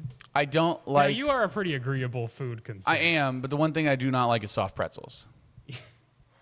Yeah, I remember you saying that, and I don't understand it because that's totally unobjectionable. Yeah, no, and I know It's just like saying I have a problem with white bread. It's not white bread. It's not white. Pretzel is totally different. No, I know, but I'm saying it's analogous to saying such a thing. Yeah, but I like hard pretzels. I don't like soft pretzels. They're gross. They're sticky. Okay. They have a weird. What about so you don't like them when they're in bite form either? You can dump it in a oil drum of cheese. That sounds pretty. And good. I still would not eat it. Okay. I don't like them. I'm not going to criticize it for you because unlike you, I'm more You know what? I'm open-minded about other people's. I won't criticize you about your raisins anymore. Okay. You're right. You're right. But as for jersey patches, yeah, back to maybe this. we can get a soft pretzel company to do the jersey patches. Yeah, if that happens, I'm gonna start a K-State podcast. What's your dream? Like a barbecue? I said, well, Kansas Nation. Oh, yeah, Shout I guess out. you could do that. I said like Johnny's Tavern would be cool. See, I was gonna say that. Yeah. But then I was like, maybe I should only refer to your sponsors here on Kansas Right. Nation. What about get this? Hold on. Imagine Monster Energy. You know, that's a brilliant idea. And, you know, if you got one Monster Energy logo, Why not not have go two? all the way in and have two? They've probably got an alternate logo. You know how sports teams will have alternate logos, True. like the Browns with that weird elf guy? Yeah. There's probably a Monster Energy secondary I'm logo. sure there is. Yeah. They could fit Like a couple. like I always say, like a skateboarding lizard or and something. they'd probably only get $1 million for that one, too. Right, exactly. Yeah. You know, this is not a hypothetical question because KU can still add more logos to That's its true. apparel and equipment. If I'm gonna be honest, and like shout out to the people obviously giving Kansas money, I don't want a patch on at least the basketball uniform. No, it's not right. It's like, Yeah. I mean, think about like an iconic. But granted, jersey, but like something the Lakers and the Celtics, like they have like think about patches like now. the red and blue striped jerseys of FC Barcelona and how great and iconic those are. And Yeah. now you got to look at them and it says like Fly Emirates or whatever. Qatar Airways. Oh, yeah, or- Qatar I don't Airways, know yeah. what their actual Something, yeah. sponsor is, but it's just like this to me is the equivalent of that. Kansas basketball is on the same That's level. fair. The XRP thing, to their credit, it's not green or something. No, I agree. I said they match the yeah. Pantones. It's tasteful. It looks good. Yes. Josh says, "Is LeBron going to Miami?" So we talked about this. I told you. I talked to Mario after the game, and off record, I said, "Hey, where's LeBron going?" He said, "Miami, I think." Well, I don't know. I guess the thing of the morning is that the Heat accidentally posted a video that was like for July 27th, and it was like LeBron introductory press conference or something. That's fun. So, I don't know. The idea of him teaming up with Giannis is sort of cool. Sure. I don't. It at was, this I mean, point- just adding more power. I mean, they have Bam Adebayo, LeBron James, and Giannis Antetokounmpo. Who the hell is going to get them the ball, Henry? At this point, I just want him to go to like some random team that no one cares about. Yeah, Charlotte Hornets. Like in a second NBA 2K reference of the show, I did a franchise once where he went to the Sacramento Kings for like a whole latter portion of his career. I thought that was great. Yeah. Of course, Sacramento Kings. So maybe Dude, that's where he should go. I'm casting my vote. Light the beam. Tyler just sent this. They fired the person, the Heat did, who posted that video. Wait, okay. They said They announced that they fired No, somebody? they found the LinkedIn. They found the LinkedIn thing. Maybe it's fake. Maybe it's fake. I find hard to believe that within hours of something happening, someone would like update their LinkedIn. Sure, that's about fair. a highly sensitive matter. Do That's I think LeBron will go to the Heat? No, I think he's going to go to Cleveland. Ooh, Not based on anything. Shreyas said Philly. I mean, they're built to have a LeBron James. They are. Tyrese Maxey, but Jaylen Brown. I just can't envision him going, as much as I'd like for him to go to somewhere new, I can't envision him going to an entirely new team at this stage of his career. Well, where why would can- he ever leave California? That's a question I often ask and often get asked as Bunch of someone KU who... football players out there. Oh. Just walk by. Oh, yeah. Here they come. Oh, they're cleaning up, They're maybe. doing a street cleanup. That's a nice Good. little activity. That is. I often get asked why I would ever leave California, and then See? I sing the praises of lovely Lawrence, Kansas. Yeah, exactly. Lovely Lawrence, Kansas. You do not know that that radio jingle. Oh man, yeah. What was his name? Nickel Pickle Sale. Used to have a nickel pickle sale all the time. Anyway, the core of all topic. good radio is referencing other radio of years Isn't that past. good? Isn't that great? Hey, Cole wants to know, how do some lizards just drop their tail? That seems crazy. Shout out Cole. He's always good question. Bringing the heat. He asked another KU question. Mailbag. Classic question was just like, why don't people eat kiwis? Yes, They're I remember. That was a good one. Are you aware of this? Lizards just losing their tails? Not really. Neither Please am I. Explain it to me. I don't want to look it up. Let's move on.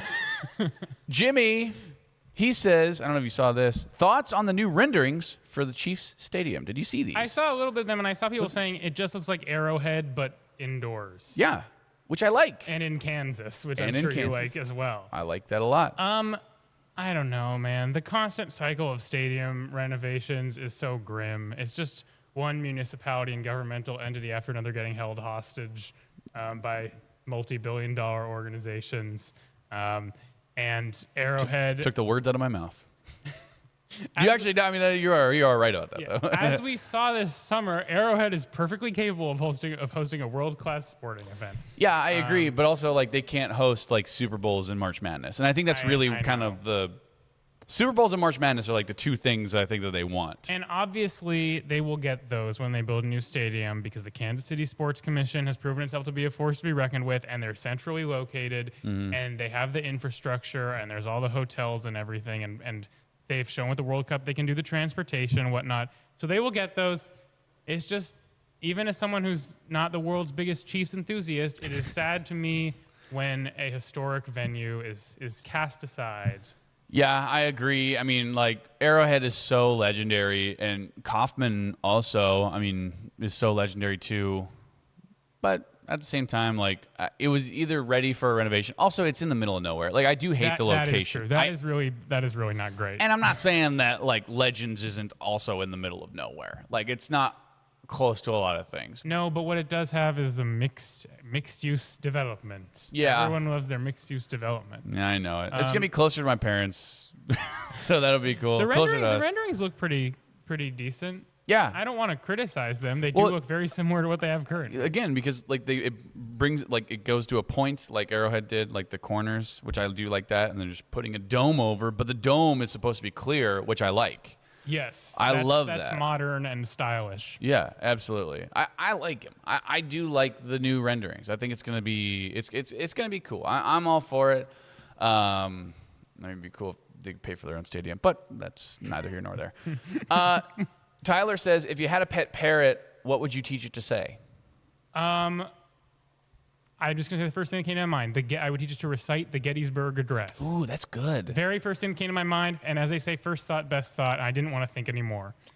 Fourscore and 7 years ago. That's good. And so on. I think it'd be funny if, like, it'd be a funny bit to teach it, like, the only thing it says is, help, he's keeping me hostage. Like, I think that'd be kind of fun, right? That could be fun. It could also get you in some trouble. Yeah, I know, but that's if people don't know that it's a parrot. If add a you little think it's excitement. a strange-sounding human. Well, I guess that's true. It could get you in trouble. Yeah. Or maybe I've cast a spell on somebody and I turned them into a parrot, and that's all they can say. Great point. Help! This man turned me into a parrot. That's really good. That's actually. good. Yeah. Have you seen? Help! I've been turned into a parrot. Yeah, I think you. My name is Martha Johnson. I think. Like, just get really specific. Yeah. I live at 425 Oak Street. Please help me. That's really good. It's a good bit. I'm trying to think. Oh, you could have it do like really specifically tailored criticisms of the people that you hang out with. Ooh, that's good. That's another good one. Right. Have you ever seen Shoresy? No, I haven't, but I've seen a little bit of Letterkenny, though. Okay. You would like Shoresy. I won't repeat it, but the parrot says something pretty interesting in that show. Fair enough. Is it not FCC regulated? It is not FCC okay, regulated. fair enough. Josh wants to know, what's your favorite song today? My favorite song today? Yeah. My favorite song today... Not of all time. My favorite song today is Kickstones by West Side Cowboy. Check it out. West Side Cowboy. I just started listening to them recently. Got a couple of really good songs, recent singles from an album that's coming out soon. The first one I heard was called Kickstones, and then in parentheses, The Boys. Oh, West Side Cowboy is a band, not a guy. Yes. I thought he was it's just a guy who lived on the West Side. No, a band from Manchester, England. And I think of West Side Cowboys. That's what I think of. I guess they opened for Geese, which is the trendy band of the moment, which I actually don't like Geese. They they just formed in 2023. They're I know. like a new band. I feel like I'm catching a rising star. Wow. They got great harmony vocals, and Kickstone is one of those songs where it has an amazing build up. What's it called again? Because they have strange taxidermy. Kickstone is the new song. They might not have updated it. Kickstones and then parentheses The Boys. That's my favorite song of the day. Their song Pinup Boys is also really good. Another single that came out recently. So that's my favorite song of the day. And thank you for asking. What about you, Daniel Courtwright? Today, I've kind of been on a Grateful Dead kick a little bit. Oh, okay. Like a little like Touch of Grey, you know? Casey Jones. I don't know. I've been in a weird like psychedelic rock kind of kick. Like nothing wrong with that. My number one song from Spotify this past year was "Wish You Were Here" by Pink Floyd. Oh, good song. Love that song. That might be my favorite song right now, actually. That's a good call. There are some modern bands that are doing a good job bringing back a sort of psychedelia sound as well. That's fun. I have a hard time. I do this with TV shows too, where like I have a hard time getting into new stuff because I'm so comfortable with my old stuff. Totally get it. Like I'm like people are like, you have to watch Game of Thrones. I'm like, no, it's too long and I don't want to get into it. And then I'll just watch Family Guy for like the 8th time in a row. I think we all crave the familiarity to some extent, but there's new untold joys that can be discovered from finding new bands to listen to. I know. I did listen to Bad Bad Hats. And you enjoyed them, right? I did. They were good. Great band. Saw them in Detroit Kansas City. basketball. Shout out. Saw them in Kansas City last year. Also, shout out to Ripe. Ripe. Yes, our common enthusiasm for Ripe. You're the only person I know who knows who Ripe is, I other than like my buddy discovered them Brian. in college. My friend sent me Flipside, the Audio Tree Live version, back in like 2017. That was before they even had much stuff released besides that initial EP that you like. Yeah. But have you listened to the new album? I did. About half of it. It's okay. fine. It's not bad. You might have missed your calling as one of those people who follows the Grateful Dead from place to place. No, I know, right? Yeah. The And guys then- who like they spray paint the skull on the side of like a old school bus. That could have been you in another age, and Could have been. Kansas Nation as we know it We'll would see. not have existed. I don't know if I can hang out with that crowd. I'm not cool enough. I don't know. You know, I like the Probably music. not. The music's fun. Ben says, if Kansas City got an NBA team, what would you name it? Well, the problem is the previous Kansas City, they were like the Kings were in Kansas. See, the and Kings, that the already- Monarchs, and yeah. the Royals. So they're all like royalty. I think they'd right? have to go in a new. What about the Czars? The Sultans. Yeah, the What Sultans. are some other titles that aren't? Presidents? I don't know. Yeah. Prime ministers. I don't know. What are some other things we associate with Kansas City? Fountains, Yeah. barbecue. See, these are not very threatening mascots. No. I guess there's a world. Well, the problem is the Monarchs. I mean, a Packer isn't a threatening mascot. No, you're right. It's not. Neither I mean, neither is Paul Brown. Yeah, right. Exactly. I mean, it doesn't have to be threatening. Unless you're an opposing team having Right. to deal with his. Or a schematic. pacer. What's a pacer? Oh god. Or a Celtic? Kansas City. Just an Irish the guy? Kansas City Grill Masters. Yeah. Oh, there it is. That's good. That ain't bad. Can't see burn ends. That's a good one. See, these sound like minor league baseball teams, like the T-Bones that aren't even called the T-Bones that's anymore. true. Yeah, they're the Monarchs now. I do love. I'm a sucker for a good minor league baseball team name. Like the Montgomery Biscuits is good. Yeah. Rocket City Trash Pandas. Can I tell you something really, really quickly that I'm over? Please. I'm over the intentionally suggestive minor league team promotions where they do something that's like engagement bait to make Yeah. people be like, they didn't know what they were doing. Yeah, right. That's fair. I'm Which over it's that. all it's all marketing. Like I know. they're just trying to drum up. I'm over it. Yeah, the Portland Pickles does it a lot. But I'm talking about the teams that are like, we're rebranding as the, like, did you see the one that was the white sauce? No. Okay. Oh, just no, I didn't. Yeah. Okay. Well, yeah. Then yeah, it's not Yeah. great. All right. Well, anyway. All right. Well, hey, that was the KU Mailbag for today, Henry. I appreciate your time as always, man. Go back, and I will see you tonight in Topeka at Lee Arena. Lovely. Looking forward to it. Sounds good. Appreciate your time as always. Hey, after this, got some post-game press conferences. Talked to Billy Preston, Mario Chalmers, and Frank Mason after JHX Hoops, lost to Purple Rain 80-61. That's coming up after this. Rock Chalk Sports, ESPN Kansas City, and KansasNation.com. I'm Kenny Logan Jr., and you're watching KansasNation.com.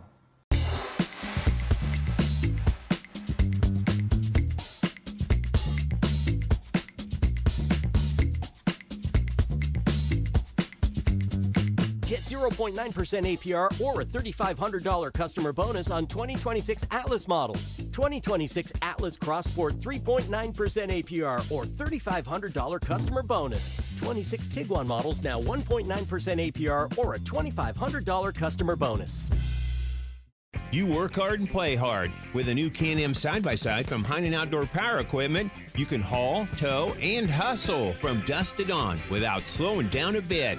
Get one for a lot less during the Can-Am Fresh Deals for Summer event, going on now through July 31st. Save up to $1,500 on select 2026 Can-Am Defender models. Hardworking, low maintenance, and built to take a beating. And the prices are hard to beat right now at Heinen Outdoor Power Equipment in Lawrence. At the heart of a city lies the restless, the visionaries, the bold. From redefining events to guiding local youth, providing lifelines of industry, or reshaping wellness across the region, you deserve a financial partner that matches your ambition. At Meritrust, we handle the finances, so you can take care of the bold. Meritrust Credit Union. Business, banking, bold. Hi there, Gary Joslin with Joslin's Jewelry. I'm not the class ring company. I'm a mom and pop jewelry store for 42 years. We were recently voted the gold medal #1 jewelry store in the greater Kansas City area by Ingram's Magazine. Come see us at Joslin's Jewelry, 9529 Antioch. Joslin's Jewelry, the jeweler you'll recommend to your friends and family. Joslin's Jewelry, for the best that's yet to come. Welcome back into Rock Jock Sports here on ESPN Kansas City and KansasNation.com. Big shout out to Henry Greenstein for helping me out with KU Mailbag, also breaking down some TBT stuff. That's the big thing going on right now, the basketball tournament. JHX Hoops takes on Purple Rain tonight in Topeka. You can listen to play-by-play coverage on KansasNation.com as well as ESPN Kansas City 1510 AM 94.5 FM in Kansas City. Pat Strothman, Wyatt Wheeler going to be on the call out there at Lee Arena. Should be a ton of fun, but JHX Hoops, they wound up losing yesterday 80-61 to Purple Rain. Michael Beasley was really good in this game. Got a chance to talk to some of the guys afterwards. Let's go ahead and hear from Billy Preston. He had 15 points, really was honestly the best player for JHX Hoops yesterday. So let's hear what Billy Preston had to say after the game. Billy Preston, 15 points tonight, man. Just how did that feel, getting back out there and wearing some crimson and blue? Oh, it felt good. I've been playing with them for the last 2 years, TBT, so, it's just good to see everybody come back and play. I felt good out there. I had a rhythm, just playing in Big 3 too, so just coming in here with a flow, I kind of felt comfortable to, make plays and try to score the ball a little bit. Michael Beasley, things are getting a little chippy. He's kind of in your ear. I saw him, you guys were guarding each other for the majority of the game. And just how was that going up against a guy like that? Oh, it was good. I done matched up with him before, and like I said, Big 3, my first week of Big 3, I matched up with him. So I kind of already had a gist to, how he played. We didn't scout it. I didn't study him before even Big 3. So, it's always competitive with me and him now. We're going to go at each other, and it's fun. Yeah, when we was talking, it's all like love and basketball, bro. It ain't nothing crazy. Yeah, absolutely. What are some adjustments that you guys need to make tomorrow in Topeka? Probably just be a little more physical, come out early. Physicality early in the game would probably be the biggest thing, and fewer turnovers. I feel like we turned the ball over when they put pressure on us, and we just didn't know how to handle it at certain points. So we was giving them the ball, and they got to getting fast break points off of that. So, like that, I feel like physicality early in the game and fewer turnovers, I feel like we win that game. What did Sherron say to you kind of after the game, and what was the message to the team? Just keep our heads up. It's not over. So, just because we lost today, don't keep your head up. Don't put your head down. It's not over. We still got possibly 2 more games. So we're going to try to get a win tomorrow and, try to get one after that on Friday. That was Billy Preston after JHX Hoops goes down 80-61. Billy Preston winds up going 6 for 15 from the field, 2 for 6 from the three-point line. Had 7 rebounds. Pretty good game by Billy Preston. Had 4 turnovers, though, and Henry talked about it a little bit. Whenever he put the ball on the ground, I think he had 3 turnovers off of just dribbling essentially off his foot. But, you know, you got to get better for this upcoming game in Topeka. But again, 15 points for him. He was the leading scorer for JHX Hoops. Hey, also got the chance to catch up with Frank Mason after the game as well. Really was supposed to be the leader of this squad, but, you know, he kind of talked about it, just got to be better, and it all kind of starts with him. So let's hear my conversation with Frank Mason after the game. Here with Frank Mason post-game after an 80-61 loss against Purple Rain. Frank, I mean, what did you see out there? Obviously, I mean, Purple Rain's pretty good athletic guys, but, I mean, just walk us through that game. They started off pretty hot. We started off stagnant, no ball movement. Starting with me, not to make any excuses, but I haven't trained with a ball like that all summer. It's kind of hard to dribble. It's a lot of air in the ball, but just trying to make that adjustment and be ready for tomorrow. Stepped out on the court, so no excuses. But starting with me, I definitely have to be better, and I will be better tomorrow. Yeah. And what are some of those adjustments, I guess, that the team can make, I guess, in terms of getting some of the big guys more involved? Yeah, like you said, a lot of guys had some mismatches. The guards, starting with me, we didn't really, take advantage to that. So we just go look at the film and see where we can make those corrections and try to take advantage of that tomorrow. But against a guy like Michael Beasley, you didn't match up with him in college, but, I mean, he's kind of got a reputation, a little bit chippy out there, kind of a trash talker. I mean, what's the message to the other guys to not let him get in their heads? It's part of the game. It's just, everyone's competitive, so, everyone wants to win, obviously. And we've been a part of something like this, so, just staying focused and locked in on the end goal, and, that's pretty much it. How does it feel like to wear the crimson and blue once again? It felt great, just to connect with some of the guys, the former alumni, and, just to be on the court, compete with them. Not happy that we win, but the good thing about it is we got another chance tomorrow, and, we'll play better, a lot better. Thanks.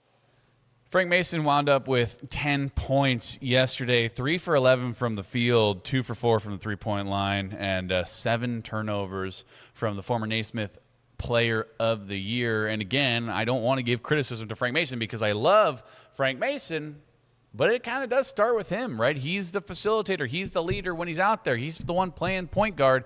And, whenever he has the ball in his hands, a lot of ISO ball, a lot of trying to play hero ball. I talked a lot about that in the opening segment, and it just wasn't working for Frank. Hopefully he can kind of get some of his mojo back and be that Frank Mason that we all know and love, because I miss watching Frank Mason play basketball, and what I saw last night was not Frank Mason's style of basketball, at least what I remember, right? So hopefully he figures it out and comes back again tonight in Topeka, because right now JHX Hoops, in winner-go-home situation. They have to absolutely win this next game at Lee Arena. So, again, all kind of starts with Frank. Also got a chance to talk to Mario Chalmers after the game. Talked a little bit about Sherron Collins being his coach when they were teammates, and Mario's actually older than Sherron. Talking about Michael Beasley as well. So let's go ahead and hear that conversation I had with the legend who hit the shot, Mario Chalmers. Here post-game with Mario Chalmers after an 80-61 loss over Purple Rain. Mario, I mean, what did you see out there? Just kind of walk me through that game. We just got to work on some things, fine-tune things, get everybody on one accord, and we'll be ready. Yeah, absolutely. What are some adjustments that need to be made for Topeka tomorrow? Play harder. Just play hard. Absolutely. Hey, I get it, man. Harder, yeah, right. Absolutely. How does it feel to be wearing the crimson and blue again and be playing with some of these guys? It feels good. Be back where kind of it all started for me, and come back and represent the KU tradition. So it's good to put the jersey back on. Yeah. How's it feel to have Sherron being your head coach? He's a little bit younger than you, but is it hard to kind of view him in that kind of sense? Nah, definitely not, because he's already established coach. Coaching at the high school in Kansas City, and then being a point guard, you're always a coach on the floor. So it's just a difference of seeing him next to me and not on the court with me. So. Yeah, that makes sense. Going up against a guy like Michael Beasley, I mean, obviously with Michael, I mean, you play with him for a long time. You play with Michael for a long time. Big three, different things like that. That's a guy who can get in your ear, obviously, right? I mean, what do you tell the guys whenever he's going off like that? Leave him alone. I mean, that's just Bees. He gonna come talk to me because that's just how close we are. So let me do all the talking, and then we'll go from there. Absolutely. Well, thanks, Mario. I appreciate it. That was Mario Chalmers after the 80-61 loss against Purple Rain. Mario didn't do a whole lot out there on the court. Only 8 minutes, 0 for 1 from the field. Nothing on any of the other stat sheets except for one personal foul and no rebounds, no turnovers, no assists, nothing. 8 minutes for Mario, and playing against his current, I guess technically teammate on Miami 305 for the Big Three, Michael Beasley. I posted a video of Beasley kind of getting in the ear of Mario Chalmers, talked a little bit about them, and he said, yeah, that's just Michael Beasley. Play with him for a long time and tell the other guys, hey, just leave it alone and kind of let me deal with it, because Mario Chalmers, I think, knows how to deal with Michael Beasley probably more than the average person. But hey, like I said, you got to go out and you got to win this next one, man, because it's, like I said, it's win or go home. It's very, very important for this Jayhawks hoop squad to win this game, or else it's over. And it's gonna suck if that happens. So you gotta mesh together as a team. Hopefully Jamari Traylor is going to be back. I know he got dinged up a little bit in the last game, so obviously you need that help down low. Kevin Young needs to be a lot better. Billy Preston needs to do a better job in terms of crashing the boards and playing sort of at that bigger man position. Carlton Bragg, the exact same way. Carlton Bragg didn't do a whole hell of a lot. He had 13 minutes in this game. Yesterday at Bramlage, only 2 points, only a couple of rebounds. I mean, Carlton Bragg needs to kind of learn how to play that power forward position. You might get Darnell Jackson, which could be okay for you. He's a big body, going to be down there raking in some rebounds. I know he didn't play last night, so maybe he'll play tonight. But we'll certainly see in regards to some of the big men. Andrew Orr, I think, needs to get a little bit more going on his end as well. I know he's a really good player, and if Andrew Orr can get going, at least down low, grab some of those rebounds, I think that's going to be absolutely massive for him. Hey, after this, going to be breaking down the Chiefs' next opponent, the Las Vegas Raiders, Henry Greenstein's favorite team. So that's coming up after this. But first, I got to tell you about Heinen Outdoor Power Equipment. They're outdoor enthusiasts. They're excited to help you experience the fun and adventure that quality lawn and garden and outdoor power equipment can bring into your life. They're an outdoor power equipment dealership serving Lawrence, also Valley Falls, offering the best in new and pre-owned Ferris Hustler and Country Clipper lawnmowers, Mahindra tractors and implements, Arctic Cat ATVs and UTVs, steel handhelds, and Billy Goat specialty turf products. Their friendly and knowledgeable sales, financing, service, and parts department are ready to offer outstanding service every step of the way. From assisting you while you're deciding what equipment best suits your needs to ongoing maintenance and customization, they're ready to serve you at Heinen Outdoor Power Equipment. They value the opportunity to build a long-term relationship with their customers and do that by making sure that they exceed your expectations. Check them out at HeinenOPE.com. That's HeinenOPE.com to learn more if you're in the market for any of those things that I had mentioned. Hey, breaking down the Las Vegas Raiders after this on Rock Chalk Sports, ESPN Kansas City and KansasNation.com. I'm Keith Langford, and you're watching KansasNation.com.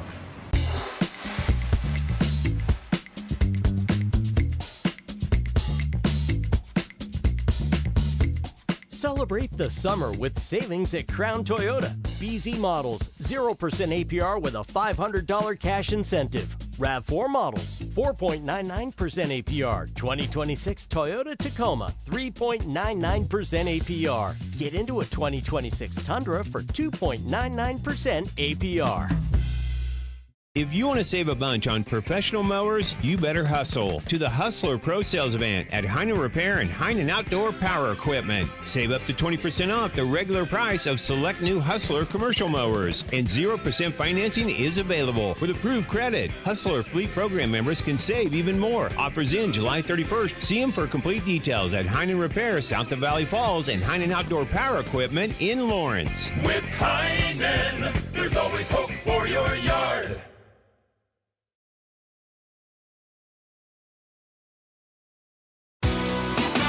KU and K-State bring their bitter basketball rivalry to the basketball tournament in Topeka this summer. Kansas alumni team JHX Hoops, led by Frank Mason III and Marcus Garrett, take on K-State alumni team Purple Rain, starring Michael Beasley and Xavier Sneed. Catch the action at Lee Arena in Topeka, July 22nd, as the Big 12 foes duke it out on the road to TBT's $2 million grand prize. Don't miss the chance to check out and support your favorite former Jayhawks in just a few weeks. Get your tickets now at tbthoops.com.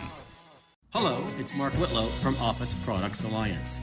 OPA is not just your local office products connection. We have expanded our offerings to network cabling installation, security cameras, door access, and IT services. We all need to keep pace with new technologies. You can trust a Kansas City company that has been your partner for 32 years. Check us out at opakc.com. Supporting local businesses and our community is more important than ever. Welcome back. Wrapping things up here at the Kansas Nation studios for Rock Chalk Sports, ESPN Kansas City and KansasNation.com. Going to be talking about the Chiefs. Also a little Jennifer McFalls news as she was extended. So I'll talk a little bit about that, but first I got to tell you about Ameritrust Credit Union. You know the feeling. The fieldhouse gets loud. The chants start low, and the Jayhawks bring the energy. That's Lawrence. Ameritrust Credit Union thinks your money deserves that same feeling. A team in your corner that's pulling for you, win or lose, season after season. Financial well-being isn't just something that they offer, it's why they exist. First car, first home, first business, whatever's next in your money story, they're right around the corner at 6th and Wakarusa in West Lawrence. Real people making real decisions locally.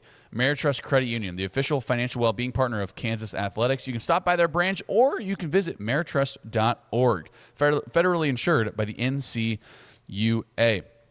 I'll talk a little Chiefs football, but first got to tell you about some interesting news coming out of Kansas softball. After leading KU to an NCAA tournament appearance for the first time since 2015, KU head softball coach Jennifer McFalls has signed a 3-year contract extension with a 4th-year option through the 2030 season. And in her 9 years here, Jennifer McFalls has led the Jayhawks to a 181 and 212-1 overall record and a record-breaking 2026 season with the most single-season wins since 2015 and the first NCAA tournament appearance in over 11 years. It was Jennifer McFalls' first time going to the NCAA tournament as KU's head softball coach. Travis Goff said, Coach McFalls continues to provide strong leadership for our softball program, and we're very pleased with the progress the team is making. Making the NCAA tournament last season was an important step forward and reflected the culture that Jen and her staff have instilled. With a talented core of young players returning and momentum from recent success, the future is very bright. We're proud of how far this program has come and excited to see its continued growth. Jennifer McFalls was quoted saying, I'm grateful for the opportunity to continue to lead this program. We have made significant strides over the last couple of years, and I'm hoping to continue the momentum that we've built and to be competitive in the Big 12 and throughout the postseason. I am very thankful for Travis Goff and Nicole Corcoran and their belief in my leadership and the ability of our staff to represent Kansas athletics and positively impact the student athletes. Really cool stuff by her, obviously. I mean, incredible job getting the talent into this Kansas softball program. I mean, you look at Ella Boyer, unanimous Big 12 Freshman of the Year, 3rd Jayhawk to ever earn the honor, the first one since Daniela Chavez back in 2015. 2 All-Big 12 first-team honorees in Ella Boyer and Anna Souls. That's the first time the KU's had multiple players since, again, 2015. Jayhawks also had Presley Limbaugh on All-Big 12 second team, Ella Boyer, Blake Lee Barber, and Lila Partridge on the all-freshman team, Haley Kripe and Presley Limbaugh on the all-defensive team for the Big 12. She's coached 11 All-Big 12 selections, 8 NFCA All-Region players, and 2 All-Americans in her time here at Kansas. So congratulations to Coach Jennifer McFalls. Also KU, I mean, you look what they did last year. I mean, kind of a breakout season for them. Made it to the NCAA tournament, like I said. Set a single-season record in Big 12 conference wins with 14, 97 doubles, 81 home runs, and 371 runs scored. Also 353 RBIs. So really impressive stuff for Jennifer McFalls, and certainly well-deserved. All right, let's talk a little bit of Raiders, as that's the Week 4 team that this Kansas City Chiefs team is going to be playing. It's going to be out at Allegiant Stadium in Las Vegas. The Raiders are going to be bad once again. Now, they don't have Geno Smith anymore, so they have a new, they have a new quarterback. They also have a new head coach, Clint Kubiak. By the way, shout out to Clint Kubiak, former wide receivers coach, I believe, at the University of Kansas. Gary Kubiak's son also did, great stuff as his time as an offensive coordinator. So that'll be interesting to see how he kind of takes his team forward. But again, a little bit of an overhaul in terms of the staff, also in the quarterback room. They did bring in Kirk Cousins. They're paying him a lot of money. they also drafted Fernando Mendoza number 1 overall. If you look at the depth chart right now, Kirk Cousins is the number 1 starter just because of the fact probably he has more experience. And I don't know what they're seeing in a Kirk Cousins. Maybe he's the guy. Who knows? But also, fall camp hasn't started. You're going to probably assume it's going to be Fernando Mendoza just because of the fact that, like, hey, he's the number 1 guy. Now, do you want him to learn under Kirk Cousins? Potentially. But Kirk Cousins has also said that, like, hey, it's not my job to teach these young guys, right? He said that about Michael Penix Jr. So, I don't know. We'll certainly see kind of where that shakes out. I think Kirk O'Chain still has a little bit of juice left in the tank. I mean, he had a great game for the Falcons last year. Or was that last year or 2 years ago? Whatever that was. But again, I think Fernando Mendoza is probably going to wind up being the starter at least by the end of the season. Will he be the starter in week 4? Who knows, right? But they are bringing back Ashton Genty, who obviously you know who Ashton Genty is. 975 yards last year, 266 carries. He had 5 touchdowns last year.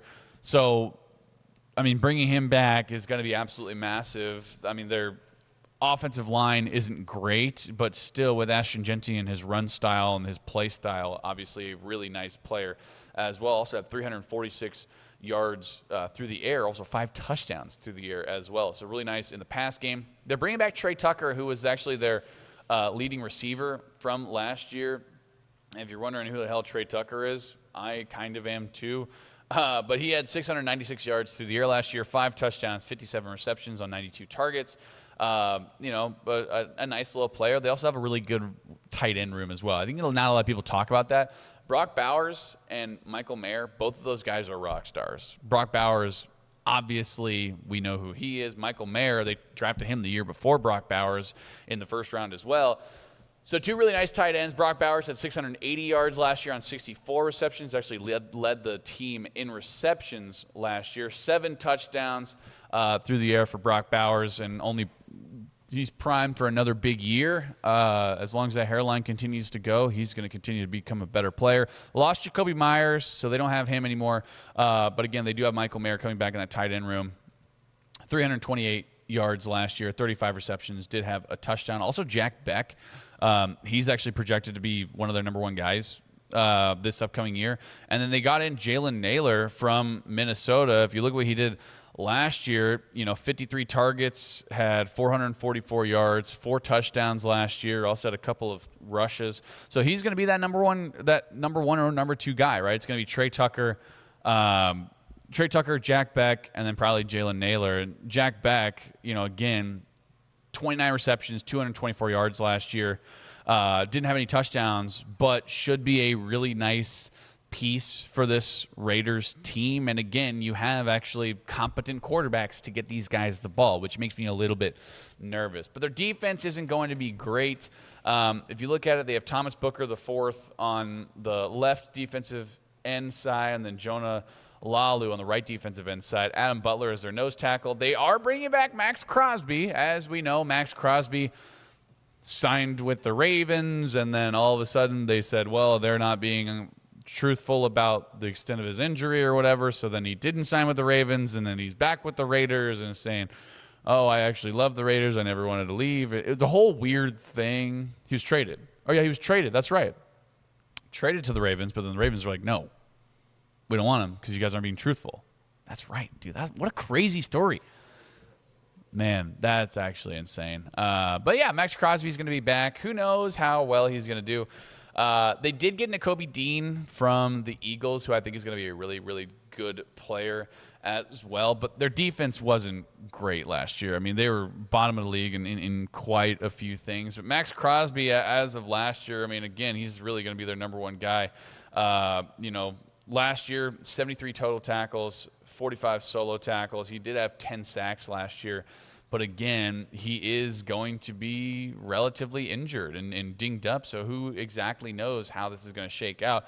Now, the Raiders, they do play Miami week 1 at home. Then they play at the Chargers, at New Orleans. So they have a little 2-game road stretch. Chargers should be tough for the Raiders. Who knows how it's going to shake out in New Orleans, obviously with Kellen Moore at the helm. They do have Tyler Shuck. I think they're signing Alvin Kamara again. So Alvin Kamara is still going to be back. The Saints are just a weird team. They're incredibly mid to low mid. I think the Raiders are worse than the Saints, so they could be coming off of a 3-game stretch going 1-3. I think they could beat the Dolphins. I think Dolphins are going to be really bad this year. So 1-3 coming back home off of a 2-game road stretch going up against Kansas City Chiefs. And if you look at the Kansas City Chiefs could be 3-0 heading in, or they could be, 1-3. And I don't think that's out of the realm of possibility, right? I mean, you have the Cowboys, or not the Cowboys, the Broncos at home. That one's going to be tricky, right? You don't know what you're going to be getting out of Patrick Mahomes week 1, if he's even going to be playing week 1. It could be Justin Fields, which if you're Sean Kellerman, then he's going to put up 1,000 points and 1,000 yards in that game alone if it's Justin Fields, because he loves Justin Fields. I don't love Justin Fields. I think the Chiefs have a lot of shoring up to do. I mean, you look at the Chiefs depth chart right now, right? You do have Kenneth Walker. It'll be nice to see, but also at the same time, you need more in-game reps in order for him to really feel comfortable in this style of offense. Rashee Rice, who knows, right? Who knows how that's going to work out? Xavier Worthy, he's questionable right now. He's been dinged up all through this offseason.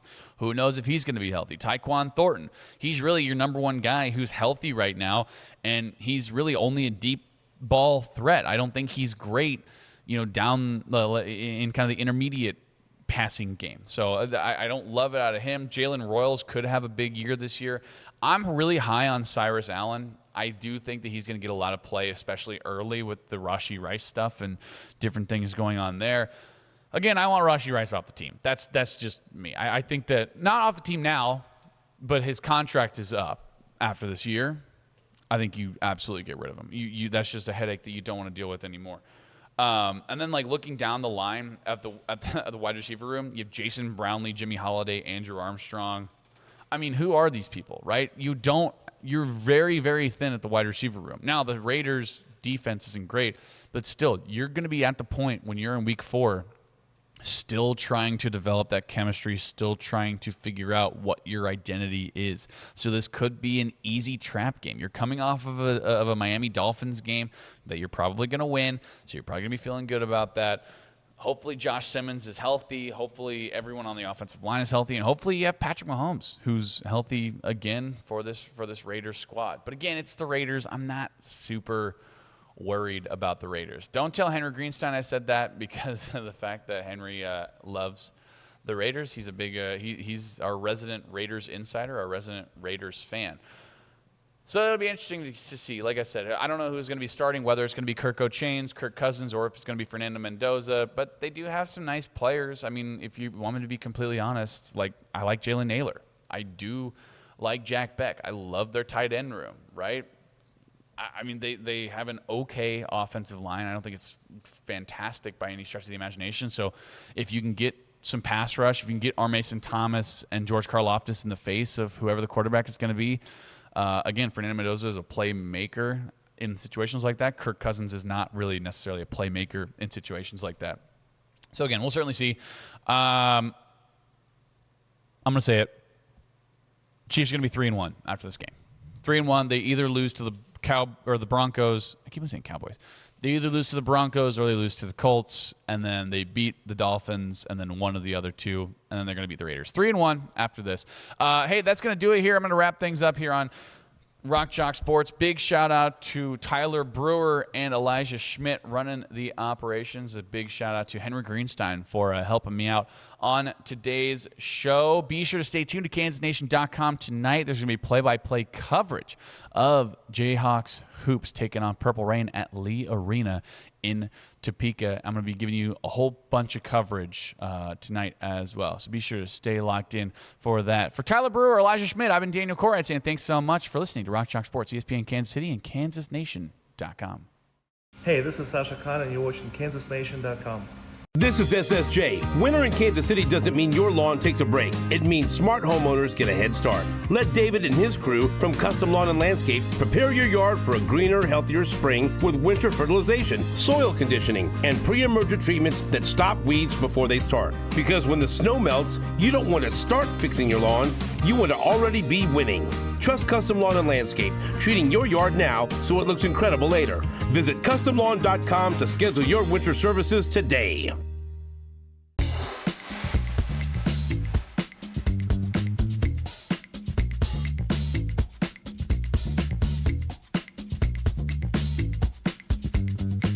Get 0.9% APR or a $3,500 customer bonus on 2026 Atlas models. 2026 Atlas Crossport 3.9% APR or $3,500 customer bonus. 26 Tiguan models now 1.9% APR or a $2,500 customer bonus.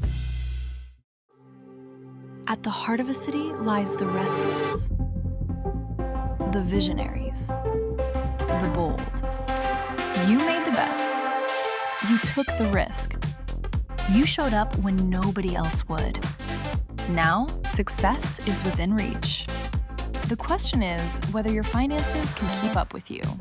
From redefining events to guiding local youth, providing lifelines of industry, or reshaping wellness across the region.